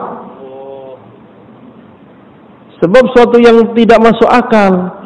Kalau seorang bercerita tentang besarnya gajah pada orang yang nggak paham, lalu tanya segede apa kira-kira? Kira-kira lebih gede dari kucing, tahu nggak kucing? Lebih gede dari itu. Nggak mungkin perbandingan begitu. Perbandingan pasti lebih besar lagi. Tahu kerbau? Tahu. Kira-kira 4 atau 5 kalinya itu paling tidak. Itu gajah gitu. Ngasih perbandingan pasti dengan yang agak-agak setara gitu. Nah ini kita dalam azan dituntun as-salatu khairum minan naum. Salat lebih baik daripada tidur. Jadi tidur pun baik juga. Siap tidur ya? Siap. Yang bilang siap nggak tidur, yang nggak bilang siap malah tidur. Sebab kalau seorang ini tidur, maka dia bersih dari semua maksiat. Nggak ada orang tidur takabur itu, nggak ada. Takabur itu sebelum tidur. Pas tidur ya udah hilang takaburnya. Kadang bajunya tersingkap, kadang celana tersingkap, garuk-garuk, wah hilang semua itu. Mau takabur nggak bisa udah. Yang petentang tidur hilang petentang-petentangnya. Takaburnya hilang, hasadnya hilang. Lihat perempuan yang bukan mahram hilang juga. Dengarkan ghibah hilang juga. Lidah ghibah hilang juga. Nggak ada maksiat udah. Makanya kita sering dengar masyayikh kita di Rayun terutama sering sampaikan, kalau udah selesai amalan semua segera tidur. Nah kan kalau kita perhatikan terutama jemaah-jemaah Arab ini, mereka selesai program malam, habis makan malam, amalan sebentar tidur. Kadang setengah 9, jam 9 dah tidur. Siap ya? Masya Allah. Allah Subhanahu wa ta'ala. Orang-orang Badui datang kepada Rasulullah sallallahu alaihi wasallam. Mereka merasa qalatil a'rabu amanna. Orang Arab Badui mengatakan kami telah beriman. Qul lam tu'minu, katakan wahai kekasihku, kalian belum beriman. Walakin qulu aslamna, tapi katakanlah kami telah masuk Islam. Kenapa? Walamma yadkhulul imanu fi qulubikum. Karena iman belum masuk dalam hati kalian. Ini orang Arab, Badui Arab, orang Arab ngerti bahasa Arab, ketemu dengan Rasulullah sallallahu alaihi wasallam. Pastinya adalah proses awal ini. Proses awal baru masuk Islam merasa sudah langsung beriman, ternyata belum. Kenapa? Walamma yadkhulul imanu fi qulubikum. Karena iman belum masuk dalam hati kalian. Nah, pertanyaannya, kira-kira kalau kita iman sudah masuk apa belum?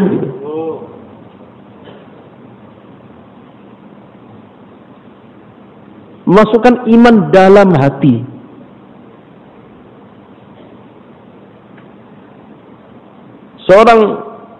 Beberapa orang sahabat bertanya, ketika mendengar sabda Rasulullah sallallahu alaihi wasallam, "Man qala la ilaha illallah khalisan min qalbihi, dakhala al-jannah." Qalu ya Rasulullah ma ikhlasuha? qala an tahjizahu am maharimillah. Barang siapa mengucapkan la ilaha illallah dari hatinya, maka dia masuk surga. Ya Rasulullah, apa tandanya kalau itu dari hatinya itu apa? An tahjizahu an maharimillah. Itu akan menghalanginya dari larangan-larangan Allah. Maka seorang makin tinggi imannya, makin hati-hati terhadap larangan Allah. Sehingga tatkala Abdullah bin Umar radhiyallahu anhuma bertemu dengan seorang penggembala kambing, lalu beliau minta susunya. Sebab zaman itu, masa itu, minta susu kambing itu seperti kita minta orang punya mata air, airnya tumpah-tumpah berlebihan. Bukan suatu yang aib gitu maksudnya. Loh kok minta-minta ini? Enggak, zaman itu beda dengan zaman kita. Zaman kita jangan coba-coba. Pak, boleh minta susunya? Itu ada sahabat minta dikasih. Oh, beda zaman itu. Maka beliau pun pernah susunya. Beliau minum, sisanya dikasihkan ke penggembala tadi. Maaf Tuan, saya puasa. Beliau heran. Ini panas terik di padang pasir. Masya Allah, penggembala paling puasa. Maka beliau tanya, siang-siang begini kamu puasa? Panas begini? Iya. Semoga nggak kepanasan di padang mahsyar. Oh, lebih dahsyat lagi jawabannya. Tapi beliau belum puas juga. Ingin nguji, ini benar nggak jawaban itu dari hati, atau hanya GPS saja, GPS ya, jos palsu. Maka ditesnya bukan disuruh bayan, bukan disuruh muzakarah iman, bukan ditanda apa tandanya, enggak. Ditesnya dengan muamalah.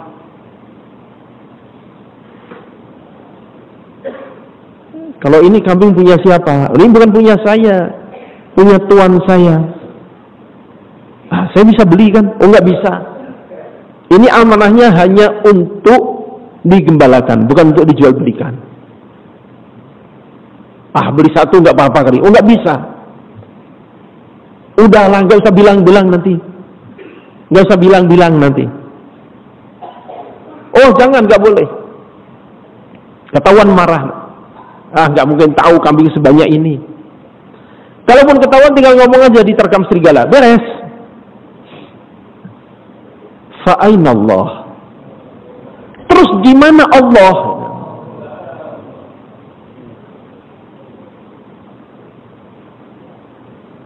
Saya yakin penggembala kambing ini belum pernah 4 bulan, Pak.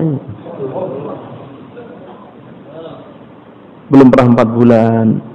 Mungkin disuruh muzakarah juga belum tentu bisa. Apalagi suruh bayan belum tentu bisa. Tapi iman dia punya. Itu yang untungnya di situ. Iman yang sebenarnya. Maka kita jangan tertipu dengan kondisi kita. Oh, saya kan sudah pernah ini, pernah nih. Kayaknya iman saya sudah kuat banget kayaknya ini. Loh, dari mana taunya? Jangan kita seperti orang Arab Badui tadi. Kalau dia kan mereka memang awal-awal masuk Islam, dimaklumin. Merasa sudah beriman. Tapi jangan sampai kita yang sudah dikenalkan dengan usaha iman, nggak tahu iman sudah masuk atau belum, kepedean sudah merasa imannya kuat seperti sahabat.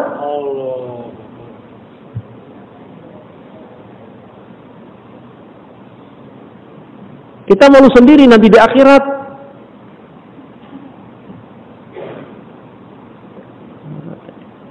Nah, ini sahabat Ibnu Umar radhiyallahu anhu merasa takjub dan gembira dengan jawabannya. Sampai beliau ulang-ulang sambil pulang. Orang Badui, Masya Allah, penggembala kambing di padang pasir, panas-panas. Diuji imannya, bisa mengatakan fa'inallah, betapa indahnya. Akhirnya beliau beli itu. Budak dibeli, kambing dibeli. Diborong semua. Lalu balik lagi. Saya sudah ketemu tuanmu, kamu sudah saya beli. Dan kambing ini juga sudah saya beli. Ya, udah. Terserah tuan. Saya adalah budak tuan sekarang. Kamu saya merdekakan, dan kambing ini aku berikan hadiah untuk kamu semuanya. Ghanimah. Apa? Ghanimah. Kata penggembala kambing apa? Aku terima dan insya Allah aku akan sedekahkan semua.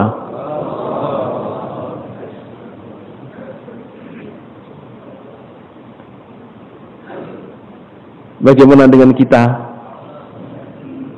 Masya Allah. Maka kita mesti banyak bercermin. Cermin kita adalah sahabat. Semalam kemarin sudah disampaikan berkali-kali. Cermin kita, saudara kita itu sahabat. Sebab setan sering menipu kita kalau untuk urusan agama ini kita dibuat puas. Parah lagi membandingkan dengan orang yang kita pandang kurang dari kita. Oh, alhamdulillah. Saya sibuk-sibuk gini masih bisa 40 hari. Alhamdulillah. Teman saya mana ada yang kuat 40 hari seperti saya? Oh, astagfirullahaladzim. Ajaran siapa begitu itu? Mungkin kalau orang lain posisi seperti saya, nggak mungkin bisa 40 hari. Kecuali saya yang bisa. Loh, tradisinya gitu nantinya. Oh, saya berarti hebat banget. Nantinya begitu. Na'udzubillah min dzalik. Para sahabat radhiyallahu ajma'in, mereka ini makin tinggi imannya, makin takut pada Allah, makin khawatir atas dirinya. Bagaimana sahabat Abu Bakar Siddiq radhiyallahu anhu, sahabat Umar radhiyallahu anhu, khawatir kalau diri mereka munafik. Ibnu Abi Mulaikah mengatakan, aku bertemu dengan 20 atau 30 orang sahabat. Semuanya khawatir kalau dirinya masih munafik.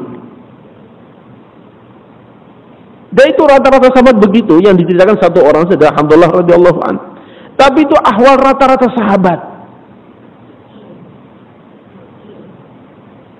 Maka kita jangan pernah merasa sudah aman. Gak bisa kita merasa sudah, Masya Allah, udah dapat hidayah saya ini. Kayaknya sudah lagi ke surga. Gak bisa gitu. Justru itu bahaya.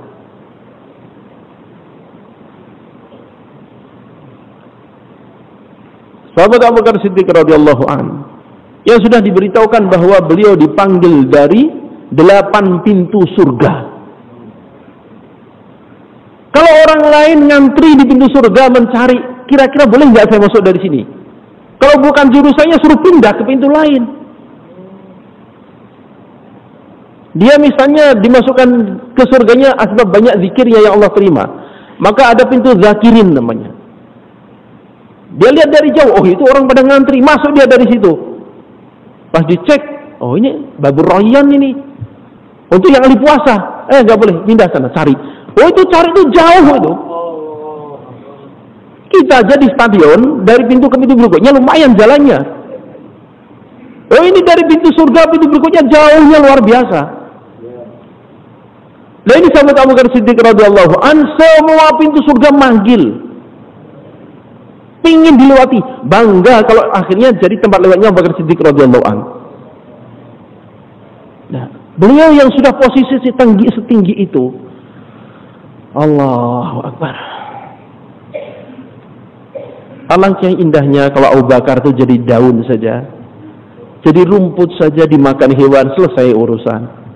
Betapa enaknya kalau jadi burung gitu, mati gak ada hisab. Abu Bakar, aduh, gimana hisabnya nanti? Itu orang yang korbannya sebegitu tingginya. Rasulullah SAW katakan bahwa semua pengorbanan para sahabatku untukku telah aku balas semuanya, telah aku ganti semuanya, kecuali Abu Bakar Siddiq, hanya Allah yang bisa mengganti.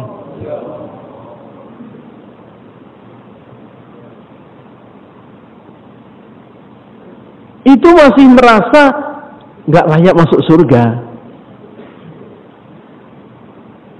Dan itu bukan diomongkan, memang isi hatinya begitu.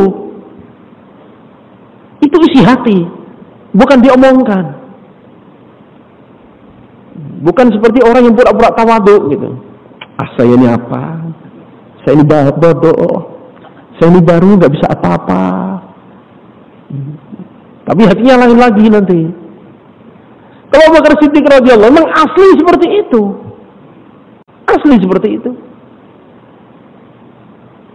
Sehingga semua yang beliau lakukan dengan ketakutan. Dengan kekhawatiran, jangan-jangan nanti, jangan-jangan khawatir.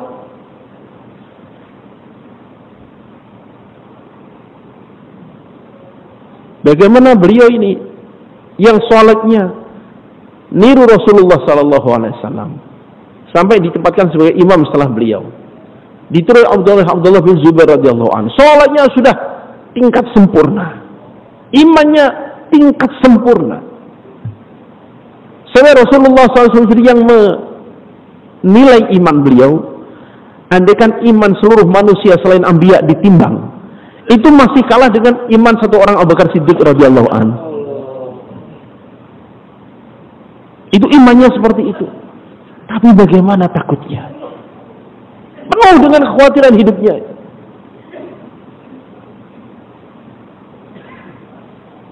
Sampai tatkala beliau dipaksa akhirnya untuk menjadi penerus